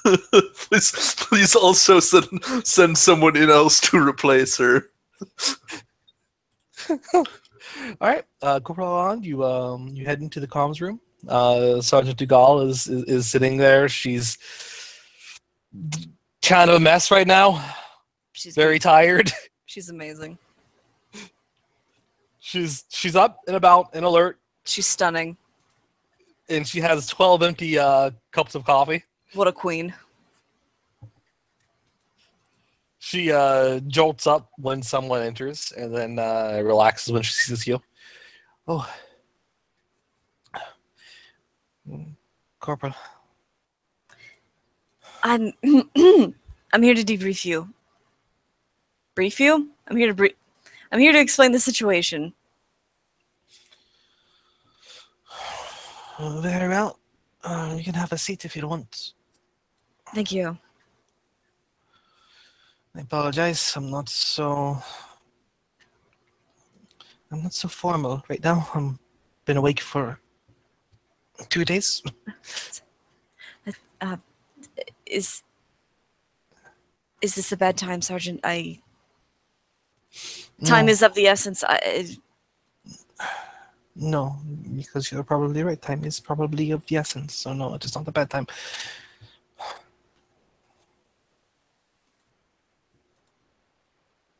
She gives you a reassuring smile, however tired it may be. I'll keep this short then, and then we can get you some rest.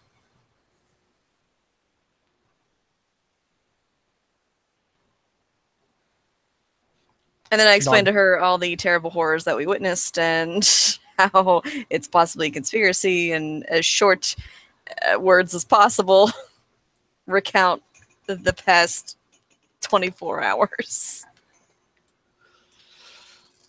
Yeah, she has many expressions here, ranging from scared for you guys, concerns, to a little grossed out, to worried again, to relieved that you're all back home.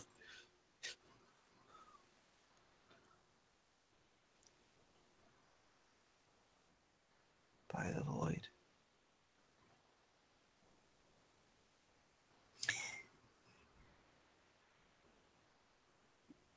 That is absolute madness. Someone would want to unleash that upon a population numbingly.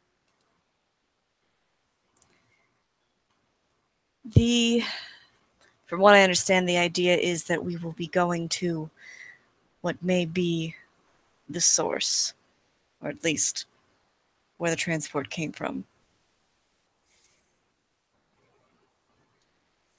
to get to the bottom of this, to see who's lying.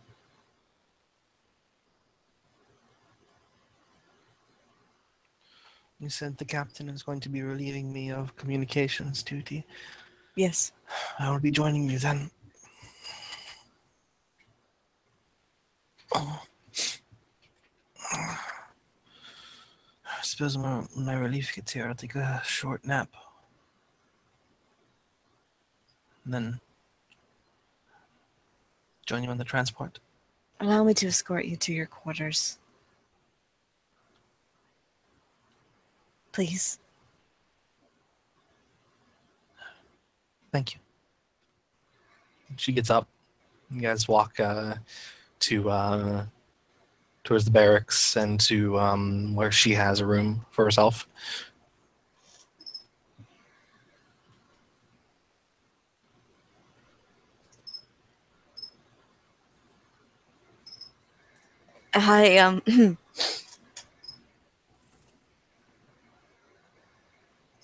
Please rest well. I will.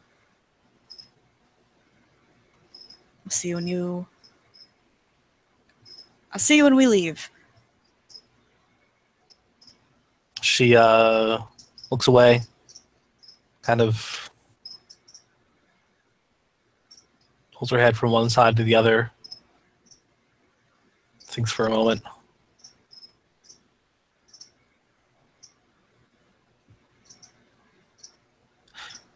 Corporal? Sergeant.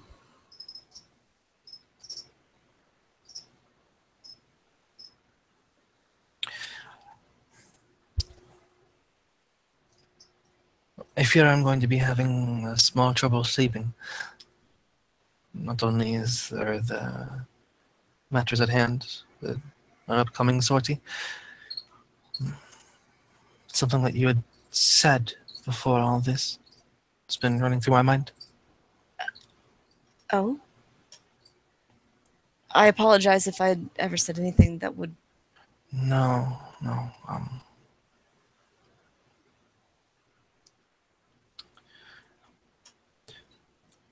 It will take the captain some time to plan what we are going to do. Would you care to join me in my quarters? We can discuss a particular interpersonal matter.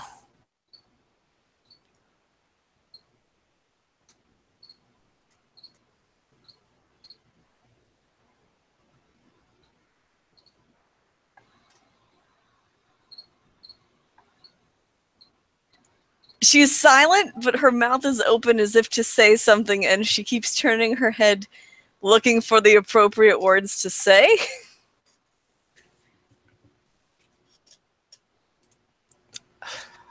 Never mind. No, Never mind. No, please, yes.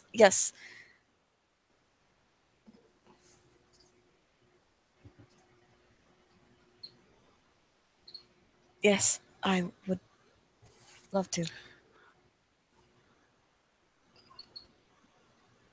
All right. What's going on in Ceres?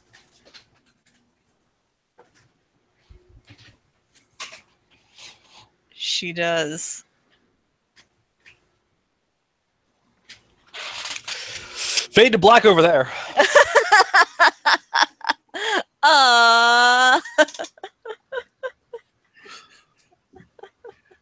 Meanwhile, somewhere in another universe, MT is just like, oh no.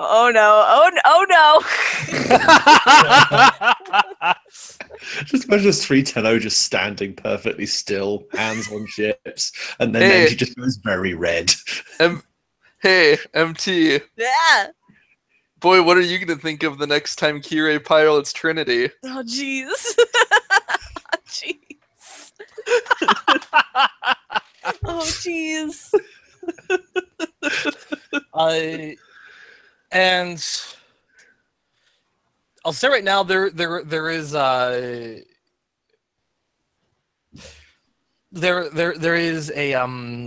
sort of feeling there, Ceres, that I'll say after the fade to black, the two of you laying in her bed.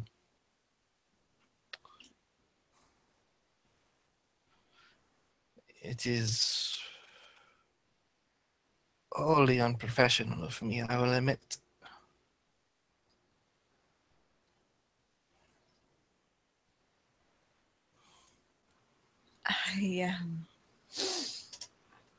Same.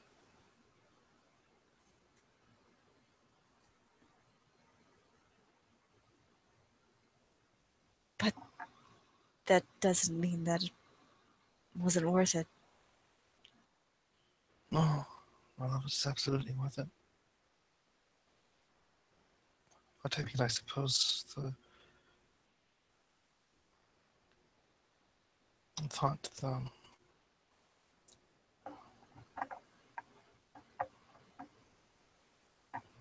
you've been interested in me for a while, haven't you? Hi. She smiles reassuringly. You're very kind. And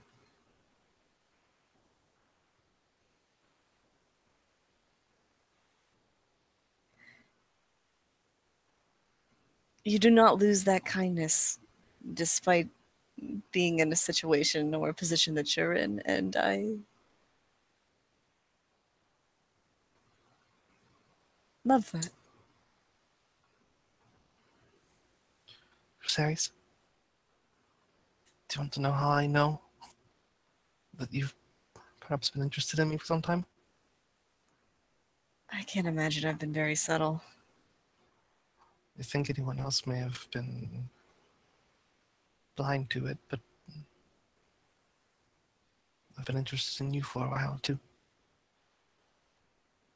Strangely, for the same exact reasons you just told me.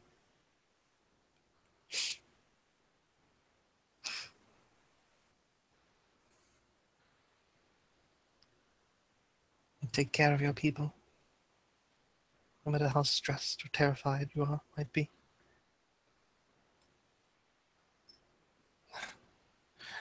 And from everything I've seen, you don't even get terrified.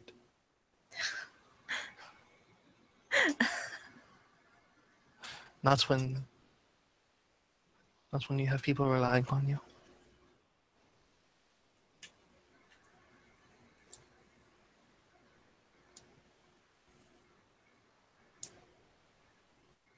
It's something I love about you too. I think right now, no matter what happens in the future, because this happened, I don't think I can ever be afraid again. She gives you a kiss. And then it fades back to black. Sounds good. Back in Black starts playing on the radio. Oh, I love classical music. Ah.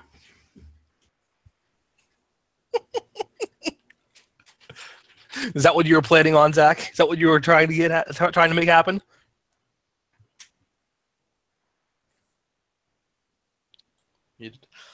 Well, I will say that worked a lot better. That was definitely more than I thought would happen. I'm not upset by that. I was mostly going, hey, how about I was mostly going, hey, let's have an excuse for another scene between the sergeant and the corporal.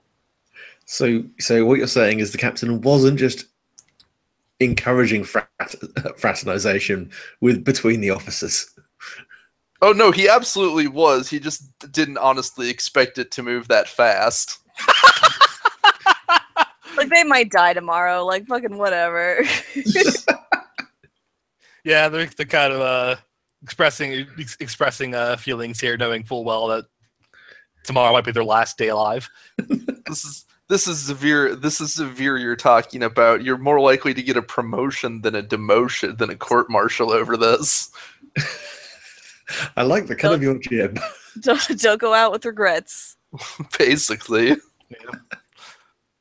All right. Let's see. So Can I pee real quick? I have to pee for like the past 20 minutes. okay, go ahead. I'll be right back. We'll take a moment. I also have to pee, so I'm going to take a moment, refill my drink, and then we'll come back to this. Probably going to be wrapping up here in about half an hour. If that's cool with you guys. Sounds good. Yeah, that's fine.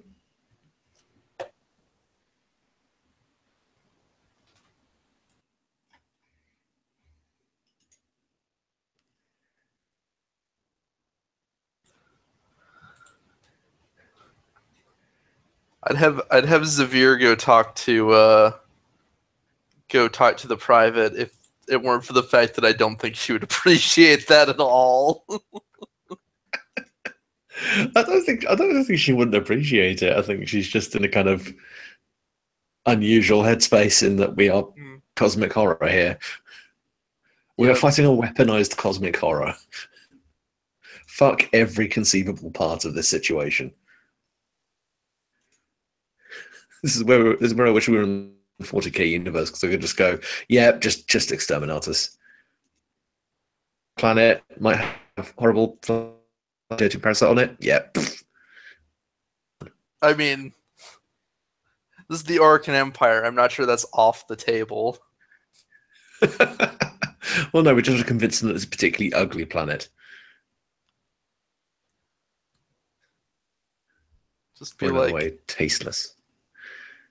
just be like, you know, I mean, this is the Orcan were pretty ruthless. If there's an entire planet that may have just be full of shit that is a threat to their empire, they'll probably just destroy the planet, glass it from orbit. We heard one of the guys on this planet was talking shit about your mum. And dead. Nice. The Oh. Going back through the Orokin lore, and especially in the game, just reading back from some of that and realizing there was kind of almost like an assembly line for people getting executed by the Orokin High Council. Just one of the guys is coming in. They haven't even left enough time for them to walk in and see the last guy being cleared up. yeah, they weren't. I'm not saying they were space Nazis, but they chased after some pretty hardcore eugenics, mercilessly exterminated anyone who did not fit into their ideology, and enslaved those who could be of use to them. Yeah, So fuck them entirely. Oregon yeah, they were pretty terrible. That's. I mean, the only saving grace is they managed to manufacture 3 separate ways in which they could fuck themselves with their own technology.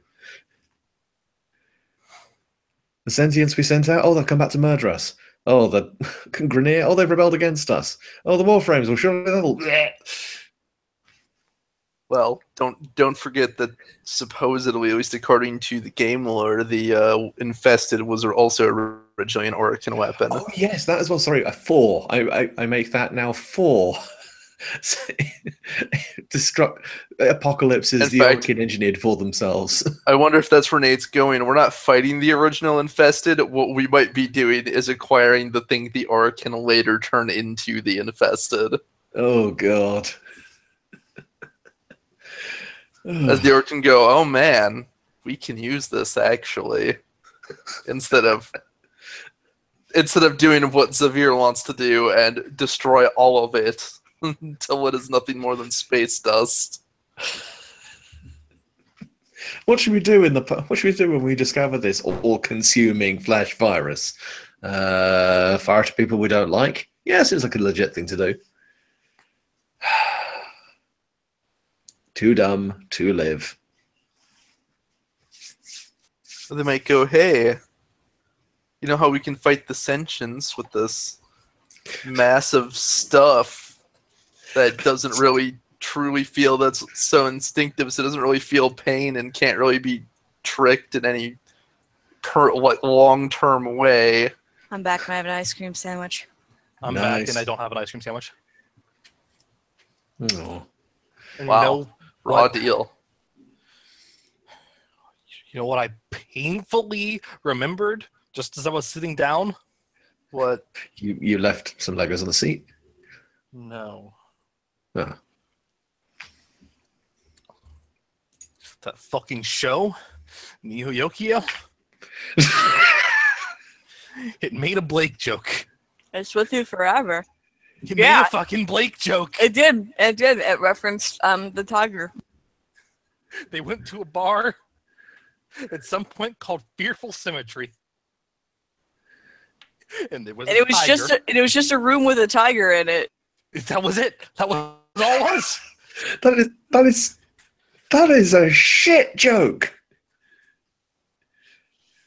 That's good. just. I mean, that's a clear enough reference for someone to think to themselves, "I made a really sick ass joke here," but at the same time, it's so fucking bash over the head with it. It's never mind. I'm mad. I'm mad when I remember that. Okay. Okay, so, what, Captain Xavier, Yeah. what's your plan here? Oh, I am way out of my depth this time. What is your plan? You have your whole company. You have to go to a strange alien world that you've never been to and was only recently colonized. Yeah, and deal with the fact that there may be a conspiracy that threatens the Empire on this world. Yeah. Oof. Lieutenant, Yes, Captain. I feel I may actually be out of my league this time. Believe it or not, Captain, I think we have been out of our league most times. What? No. We are just profoundly lucky. I cannot argue with you there, I guess.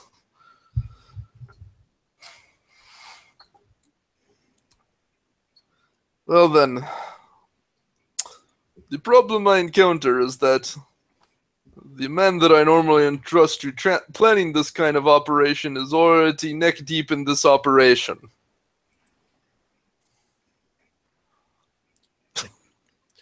You bring up a good point.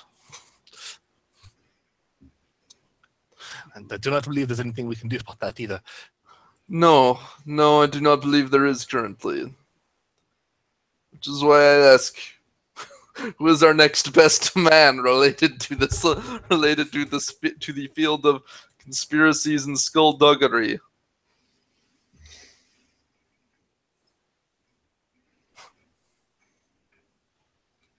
He sits and he thinks.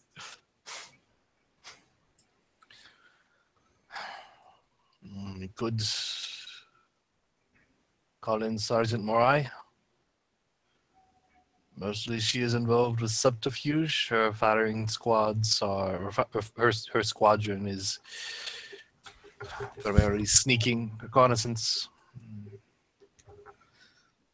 You're not the squad that has generally had to potentially blend into urban populations. That is a problem. How do we approach this?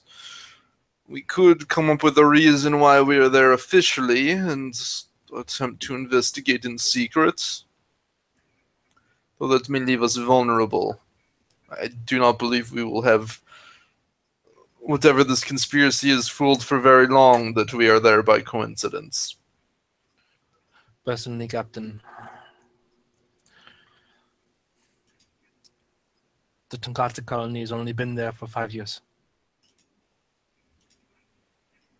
He shrugs his shoulders.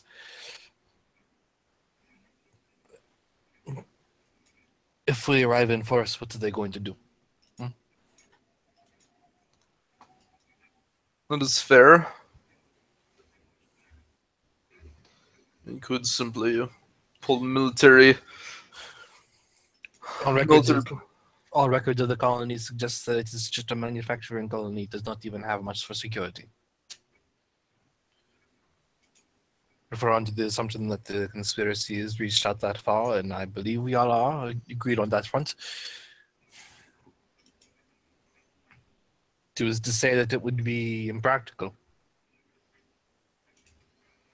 That we arrive, establish a base of operations, and investigate.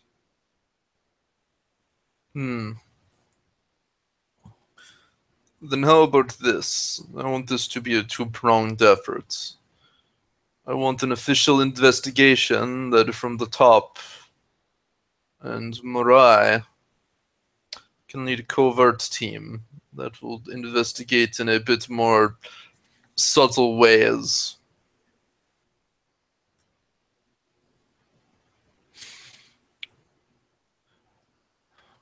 I'll issue the orders then to Sergeant Morai. She has suggestions on how to go about doing this and make things easier for her team. Let us take them into account. We have two primary goals for what we are hoping to find out. One is we want to uncover conspirators and proof related to this conspiracy. Two is that we want to uncover any information relating to what we encountered aboard that ship. Anything about its source or what is known about how it works. We knew the ship was sent from there.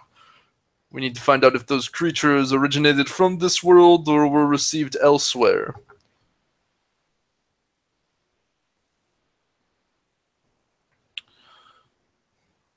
Very well. I'll pass on the orders to Sergeant Morai.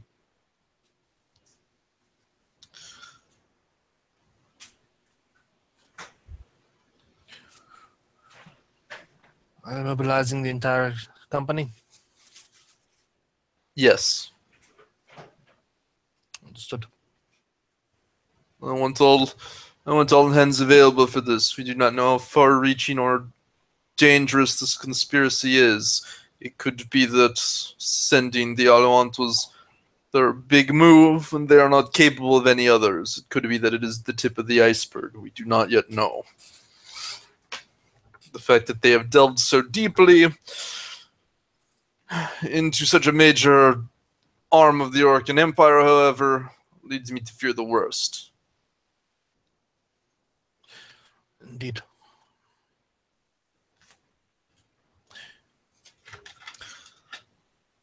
I'll brought the orders then. He waits to be dismissed. Yeah. Dismissed. Make sure. Oh. And if possible, I know we will be far out of the way, but if possible, I would like to establish a secure way for Lieutenant Fields to contact us and vice versa. Contact us if he has anything to report. I believe Sergeant Mariah will have someone in her team specializing in comms. They'll do that for us. Yes, I am sure the Colonel will have him quite busy, but he is still my man. I wish to make sure of both his safety and his intelligence. Nods. And then he will depart to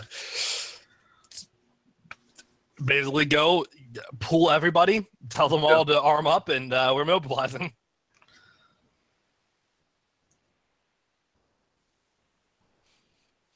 Yeah. Because essentially he either wants a ship big enough to activate or to establish there a temporary base to basically work out. You guys have a large enough ship and a couple of smaller transports to mobilize the company. Yeah. So you can do that. That's fine.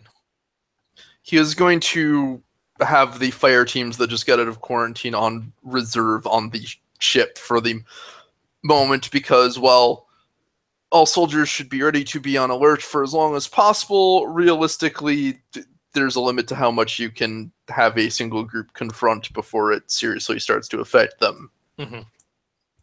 So they need the less risky, more downtime-oriented tasks for the moment. Right. And he'll let the more covert ops-oriented fire teams deal with that. Of course, you know, he himself may intermingle, if not take full command of those fire teams, because I assume someone is going to insist that he get rest as well, since he has been running on full steam for probably about 2 days straight now. Yeah. At some point, the lieutenant's going to be like, "Captain, go sleep. Go rest." So everyone is pulled and ordered to arm up, gear up, get on transports. We are mobilizing yesterday. And once you're all loaded up onto your main solar transport, and then Sergeant Marai actually takes a smaller transport with her two firing squads or her two firing teams. Right. She gonna basically stealthily find a landing point on her own. Yeah, like they're basically taking a smaller transport for their squad, and they're going to infiltrate. Yeah. While the rest of you are taking the larger transport ship. Another priority one order. Yeah. If you find any sign of this infestation, that is immediately, it becomes your immediate most important order to report it. All right. Yeah, it's passed on. That is like above all other potential things. We need to know and be prepared if there is more, if that it does exist here. We know the ship came from here. It is a non-zero possibility that we will encounter it here. All right. Well, yeah. You guys all load on, and there isn't a lot of discussion amongst people, a lot of opportunity to do much other than prepare. Mhm. Make sure your gear is up to par. Yeah, you get some, Checking armor, checking weapons, and just mentally preparing yourselves for it. Followed by that kind of rocking illness of hopping the rails, and going further than any of you have ever been, to the distance hoop your belt object Makimaki. When you finally arrive, you are all greeted with the sight of the world as you arrive in orbit. The surface of the Empire's most distantly terraformed world is alien, even by the origin system standards. With Sol but a distant glimmer in the evernight sky, a rough terrain of scarlet ice, and a 160-kilometer wide moon orbiting uncomfortably close to the dwarf planet, it looks like something out of a fevered nightmare. Most of its surface is ice, mountains, and badlands. All of them stained red, overlooked by a moon that, quite frankly, is possibly even the cause of the mountains so high. Its gravity able to pull upon the geothermic geothermic tides beneath the world's surface.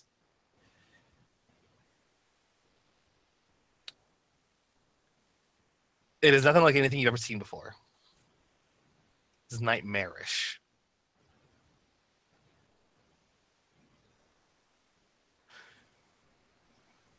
The Tangata colony is set within a blood red badlands of frost and mountainous icebergs. It is an ovular colony of 3 districts built one on top of the other in layers. The top layer, and where you will be set to dock, is designated for starship construction. You can see you can see several ships that even from a distance you can see several ships that were under construction that currently aren't.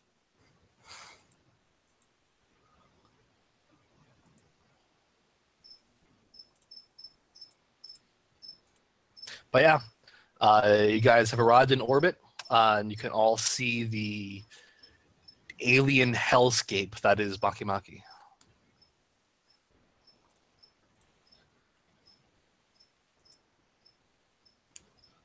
There's a colony here? Well, if you call a ship-making factory a colony, then yes, it is technically a colony.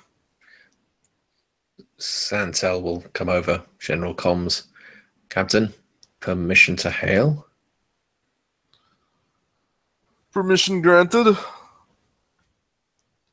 Yeah. Santel opens up first he checks to see if there is a docking channel, and if not, goes onto broad spectrum. And there is a docking channel. Connects. It connects. Docking central. Incoming shuttle requesting permission to land.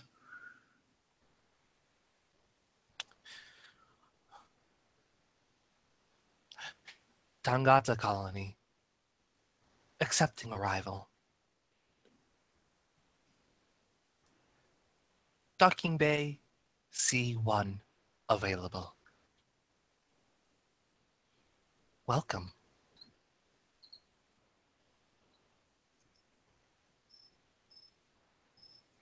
The captain will motion to mute the comms.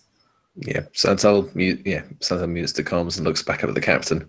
Is that an automated response? Didn't ask for a passcode. Didn't ask for my manifest.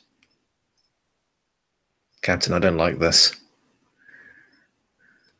All right.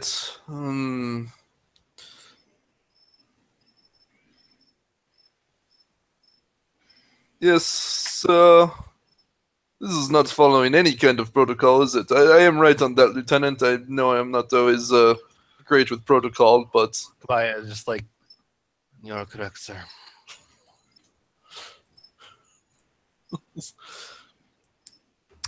That is what I thought. Well, we're in for another interesting experience, I am certain. So, if I may, I'd like to do a sweep for any other channels. If there is something going on here, there may be a separate transmission. Of course, let's take our time. Let us take our time docking, find out what we can. Safety first. I do not want to risk calming Mariah since she is on a... Since her end is supposed to be... Well, actually, would that be... You probably actually hasn't told the whole... Like, all the whole company knows that Mariah is on base taking a couple fire teams for their own mission for the sake of other than commanders, so he'll kind of pull Lieutenant Kabaya aside and go, do inform our other team of the irregularities when they check in, please. Understood, sir.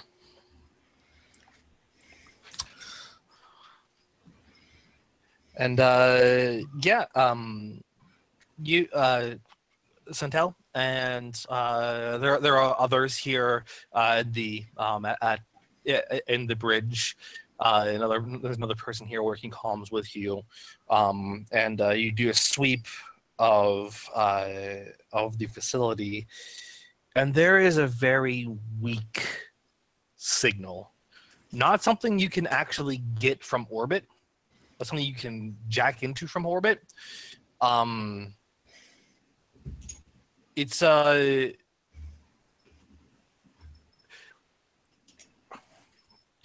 if you were to hazard a guess at the location, it would be in the lower level in residential, and it is a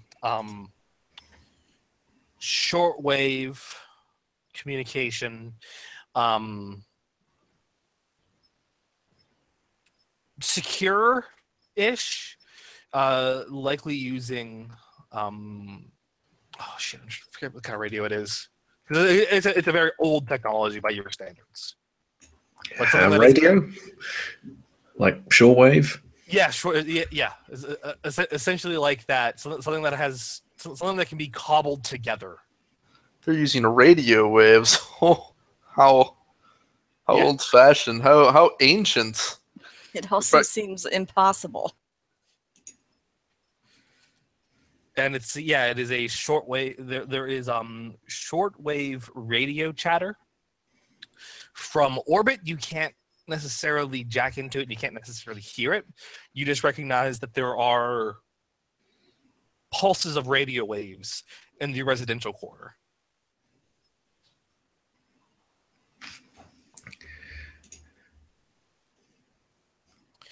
There is another broadcast. Other than that, that you could possibly jack into, and about the middle, in the center quarter, whatever that may be, in the colony. Santel will relay all this to the captain.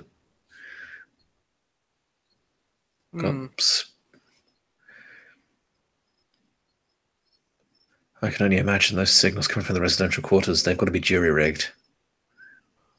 Those. They're either They've either not got the access or the technical know-how to access to some of the main comm arrays, so they're making do with what they can. Well, we'll have to get a team close enough to find out what those signals are. Lieutenant Kabaya just says, well, they don't have access to them. Also true. Perhaps even it might be dangerous for them to have it. Maybe. Likely we're looking at survivors.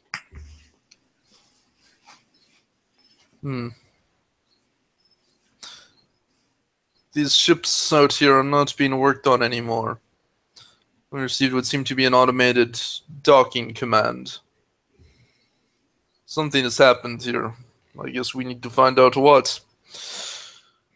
Alright. You said there was another signal. Yes, there's another signal coming from what can I only describe as the center of the colony. It's hard to determine what's down there, but it's generating a signal of some description. If you can pick it up, I want to listen into it on a headset. Overhead sweep. He nods. Okay. All right. Go ahead and give me a. So, Zavir, you listen to it on a headset. Centella, are you listening to it? Are you going to listen in too? No, yeah, I'm doing the train. I'm doing the comms. Right. So yeah. Both of you go ahead and roll wind. Yeah, this is basically what I was afraid of. There's a reason. Look, Zavira's good instincts, and there's a reason he orders some of these things. Do we have time to fully recover, or no? At this point, you're fully recovered, yeah. Okay. I didn't make a set.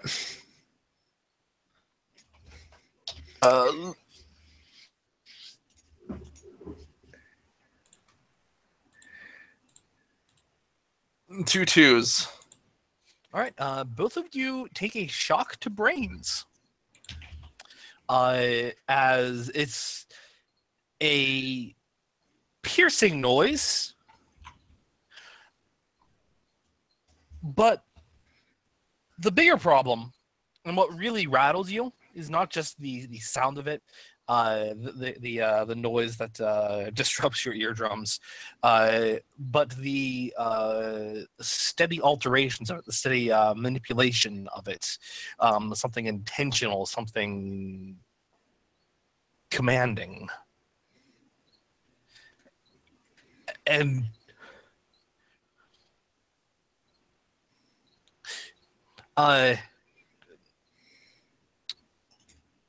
Captain, you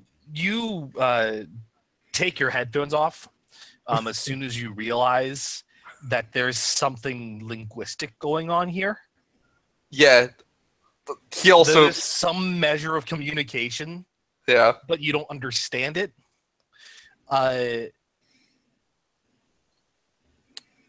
Private Centel, on the other hand, you keep listening. The captain goes over and takes the headset off of her. Yep, that is about enough of that. What the fuck was that? That is a good question. And the reason I wanted that listened in only on headsets.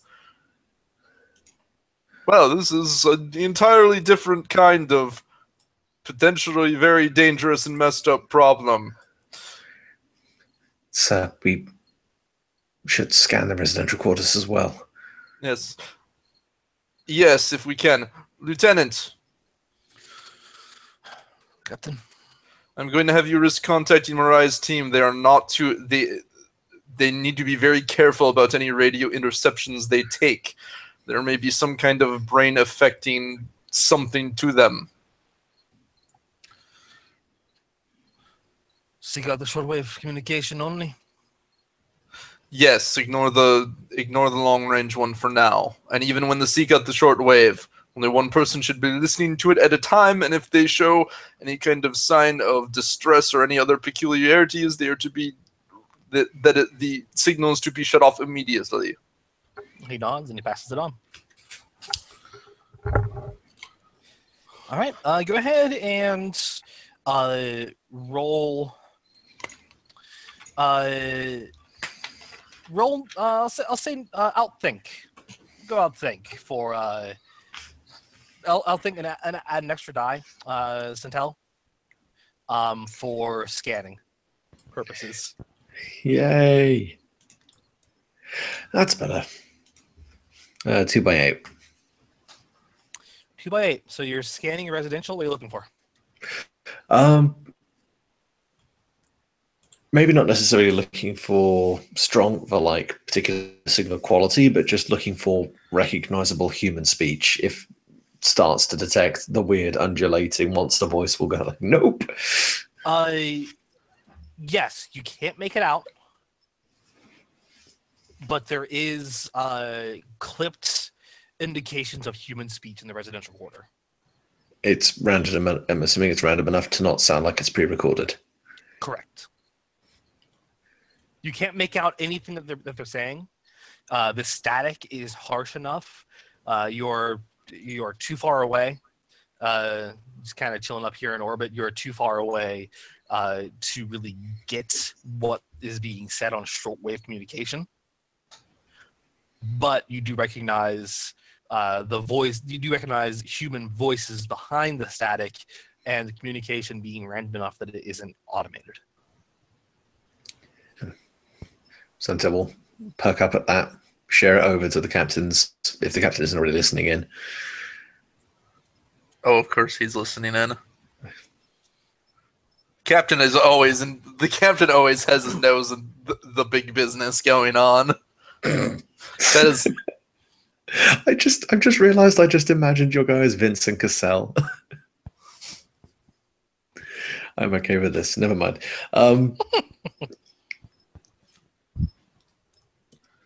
Yeah, Captain.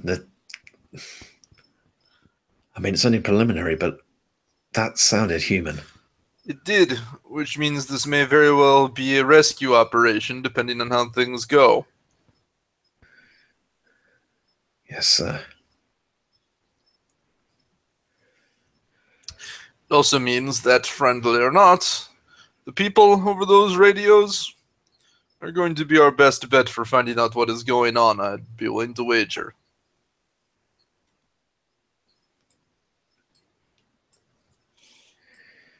Norn talked to her from a different station.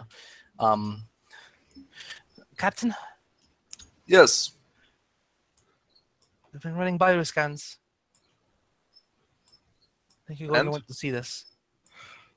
Yeah, he heads over to her station.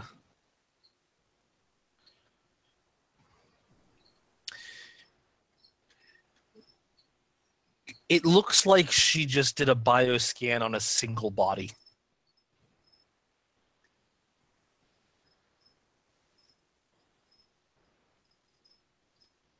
Nothing in that colony isn't alive.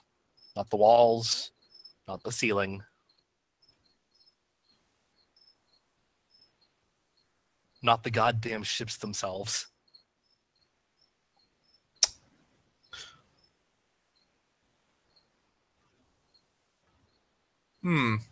Lieutenant? I apologize to keep changing orders, but Morai's team's mission is cancelled. They are to evacuate immediately.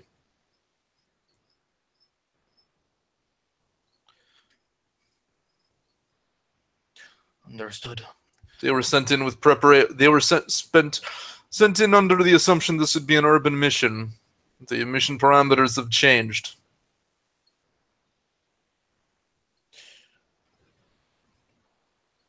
Wasn't the order to evacuate? What's our orders, sir? All right. So, he'll address the entire company at this point.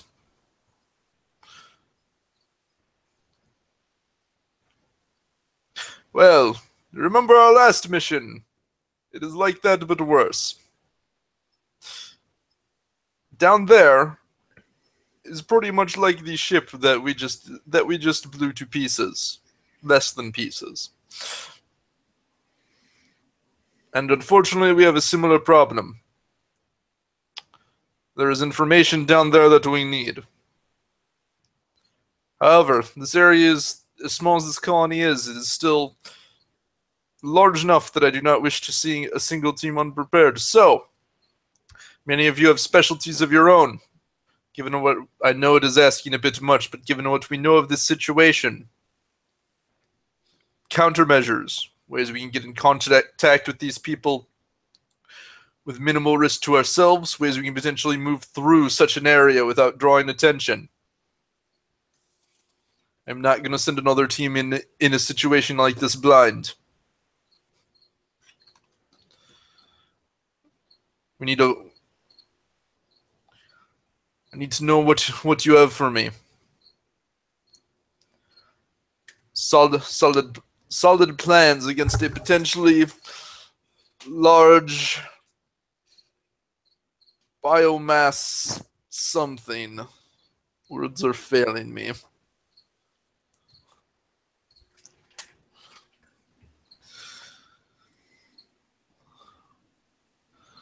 The good news, we have a much bigger example from which to draw from, and knowledge of this from orbit. We have time to whatever scans we can do from this ship, whatever we can get from a safe distance, whatever information we can glean from a safe distance. We do that first. As you were saying this, I'm going to have Centel roll Outthink +1. I don't like all these things that are happening to me.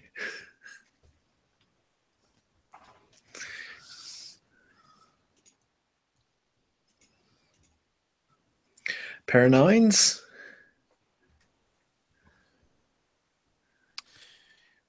You catch it before it happens. Oh, fuck. Something is communicating with your ship. Slams off comms immediately.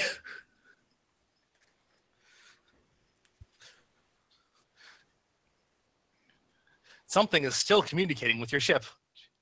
Slams it into silent running. Like, motherfucker, I will pilot this thing back to the ship on fucking afterburners if I have to. I will get out and push. Private, is there a problem? Sir, we're being hailed. Sir, we're being hailed even though I'm blocking the channels. Sir, I'm going into silent running and it's still hailing. Well then, let us... Now here's the thing you feel now. And you actually have the chance of intercepting it since you caught it in time. You feel the ship drifting. Sir, it knows we're here. You feel it drifting towards the colony. No, move. All hands, whatever you can do, move away, move out of signal range of this planet immediately. Right, Roll piloting. Yeah. Can I... I'll do it first, but okay, let's see. Wait. How do I not have piloting as a skill? I think I probably had it as like Outthink or Shop or something like that. Whatever skill you think would be best for piloting, roll that. Well, considering what Santel's imagining doing, if you're gonna pull some fucking bullshit here. All right. Can Xavier roll hacking to attempt to counter this takeover of the ship? Yes. You can roll that, and you can add width to Centel's check. All right. Add width to Centel's check. I will... I'll use my relationship with Delance. This is... Xavier, add an extra die for this roll, for this counter hacking roll. You have other members in the company that are going to be assisting you. Yeah. Yeah. I got a lot of sets. Sadly, only 3 width. All right. Centel, add 3 dice to your roll. I was already at 10, so none of that's a difference. 3 by 5. 3 by 5. Okay. So,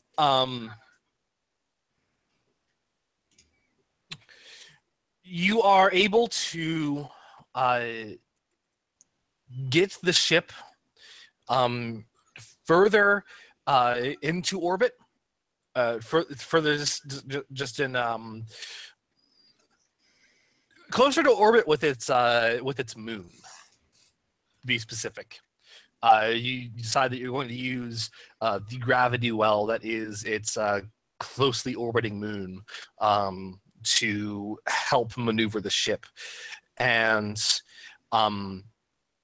you're able to do this. You're able to actually get your vessel in orbit with Makimaki's moon, but you know full well that as soon as you leave orbit with this particular planetary body, it's going to pull you in. God damn it. So long as whatever thing is down there that is able to reach out to your ship can still do so, it will pull you out. It will pull you into the colony. So if you leave this moon's orbit.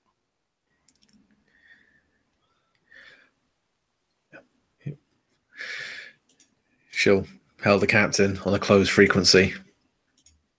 Honestly, I figured that the captain's like right there. Yeah, Well, fair enough, but basically. Now you guys are all on the bridge. At this point, this is not really like a thing to specialized report in people. secret. Yeah. Captain, it's got us locked. If we break orbit from this moon, we're going down. I could try some things that could maybe wreck the ship, but honestly, I don't see it working.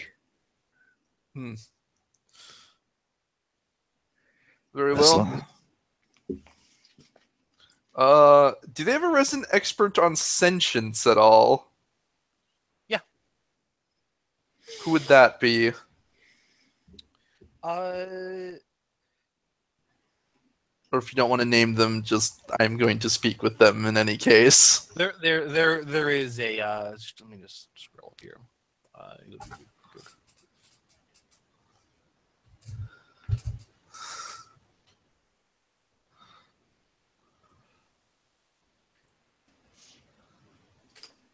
Yeah, there is a particular corporal who is the resident expert on sentience. Mhm. Yeah, you can pull him aside. Yeah. Captain. Corporal, you are more familiar with them than I. Could this be the work of sentience?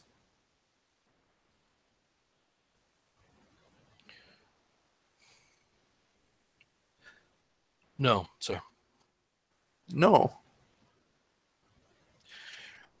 Our ship is designed specifically to counteract sentient signals.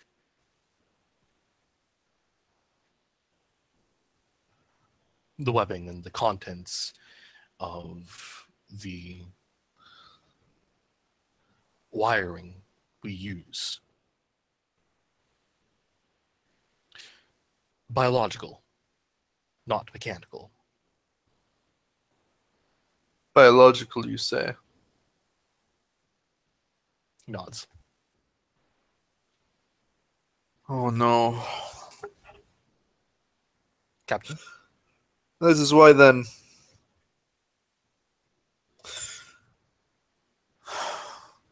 I do not know enough about the sciences to know how it is possible. But what I suspect is that whatever is down there is what we encountered on the ship, but on the Alliance, but a much grander scale. And it is communicating with the ship not through a electronic signal, or it's not purely one, but some kind of biological means. Because we use biological, something that only works because our ships use biological materials intended to counteract the sentience. Are you suggesting that it is speaking with the technosite wiring?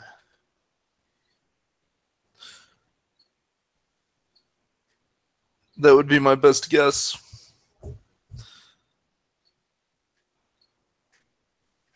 That by doing... I did not in the aoCT, The Ostrom is what it was. or the Ostrom, sorry. I don't know why I keep saying aoCT. Because it's close to Ceres' name. The Ostrom. I did not in the Ostrom see any sign that they were... What was there was truly capable of interfacing with technology. But it was in the walls of the ship. And I think that is why.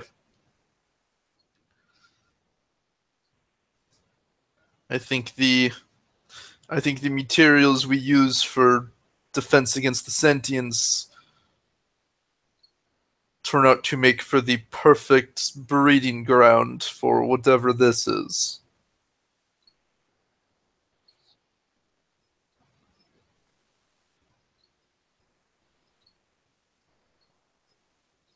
He looks uneasy.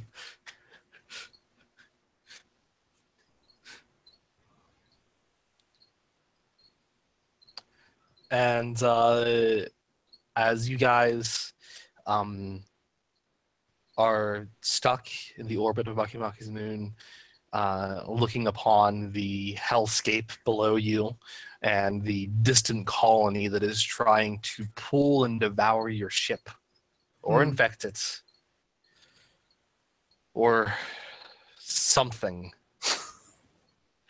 I'm going to cut away and ahead to Yanto. Oh yeah. Yeah! We're playing Yeah. Warframe! Remember? you're you're awake.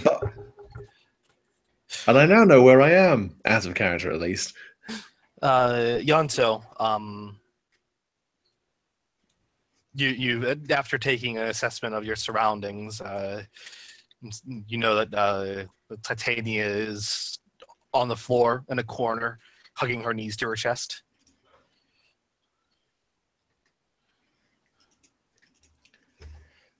Yeah, after looking out into the landscape he doesn't recognize, he'll go over to Titania and kneel down beside her, gently reach out.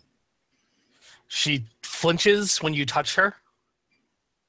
And then when she sees you again, she relaxes.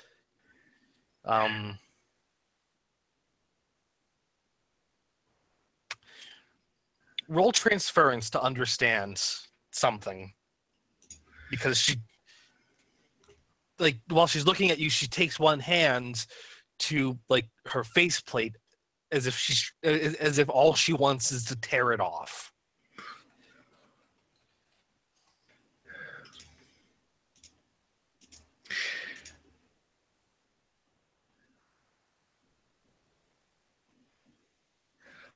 I'm going to use my relationship with Kiri with this, because understanding emotions when they're not easily conveyed is something he's had to learn with knowing her.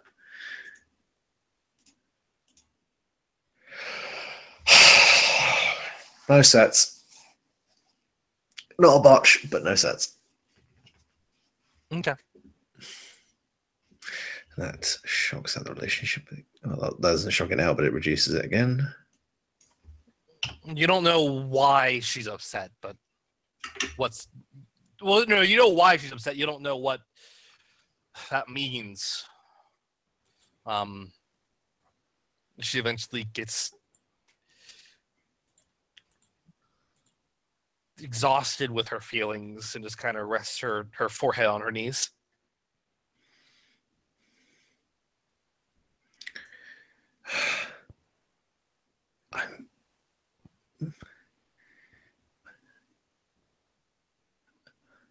I don't know what's going on now, but you can be brave, all right? She looks up. She nods a little.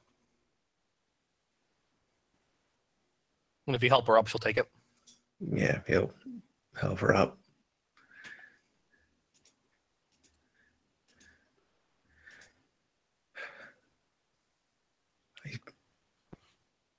And then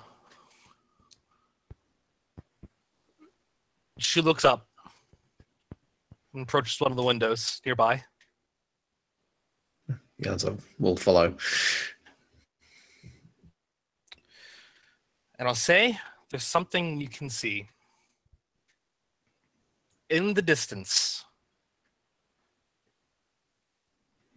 a ship orbiting the moon.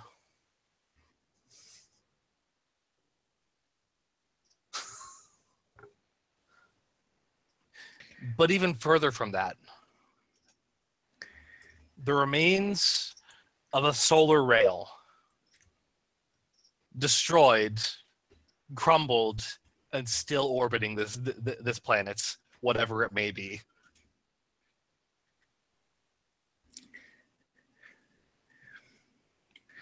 Yanto's going to feel a distinct tightening in his chest when he realizes the kind of situation he's now in.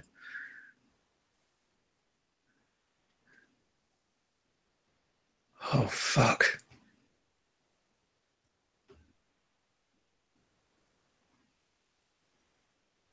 I think with that realization, we're going to end the session.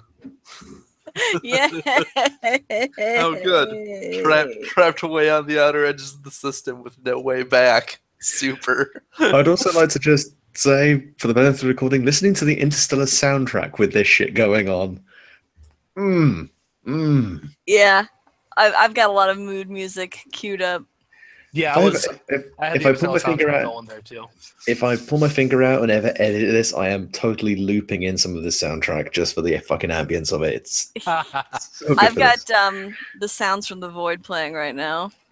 Nice. I absolutely because like when I think of the dwarf planet Maki Maki, like the Interstellar soundtrack is what comes to mind because it's such a fucking crazy place. What can I say? Space. It's kind of fucked up. It's kind of scary. Yeah. So relationship experience to all the 10. Yay! What you guys think? Did you have fun? Yes. Yes. Yes. I knew there was going to be a catch. We got away from the Ostrom too clean. That was just the beginning of the fucking with us. Also, I should have probably asked this as well, but is Yanto experiencing anything after he got this still there? No, you are not. Like, oh, nice. the experiences that the memories that Emery sent out, you are not experiencing. You're basically playing Emery. Yeah. As she's interacting with people in the past, but Yanto isn't actually getting those memories. Yours cut off about at the point that you boarded the Ostrom. We're like shortly into the Ostrom, because Titania was becoming incredibly upset, and you were just like, "No, man, I'm not going to push you through this." Yeah. Yeah. Whereas Kira is currently trapped in Loki's dream, and and MT is just kind of seeing where this is going.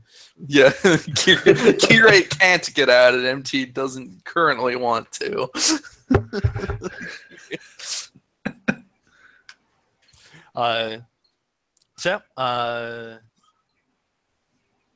Yeah, so you look up at that ship and have no idea what the hell that's about. Yeah. What's going to be quite hilarious is if you guys disconnect from your end, you're going to wonder where the fuck Yanto just disappeared to. That is, if you don't show up where he is. Yeah, Both Well, sides of the other equation thing will have a too lot is- of questions. If we disconnect at different times, we may also end up. We may each end up isolated for a while, and that'll be fun. Oh god. I'm glad you guys had fun. Oh yeah. Good luck rescuing Kirei from whatever the heart of this is. She's almost certainly on the ride till the end. I'll say right now the thing that Yanto missed from Titania Mm-hmm. was she is incredibly upset because despite everything, she can't cry. And so she can't actually experience that emotional relief of Nate, take your hand out of my chest cavity and stop squeezing my fucking heart. so like all she wants to do is rip her own face off so she can cry again. Oh god. That wouldn't work, girl. You don't have any eyes under there. Probably. Yeah, probably. Happy birthday, Luke. Happy birthday. Don't you start that shit. Ooh, you. Don't want to get teary. I'm glad I didn't drink before this. I'd have been a fucking wreck. Any questions or comments for in the recording? So Thank you, Nate, for fucking with us in such beautiful ways. Oh, you're welcome. Anytime. Thank you for taking and enjoying. That makes me happy. Mm. All right. Well, I guess I'm in the recording then.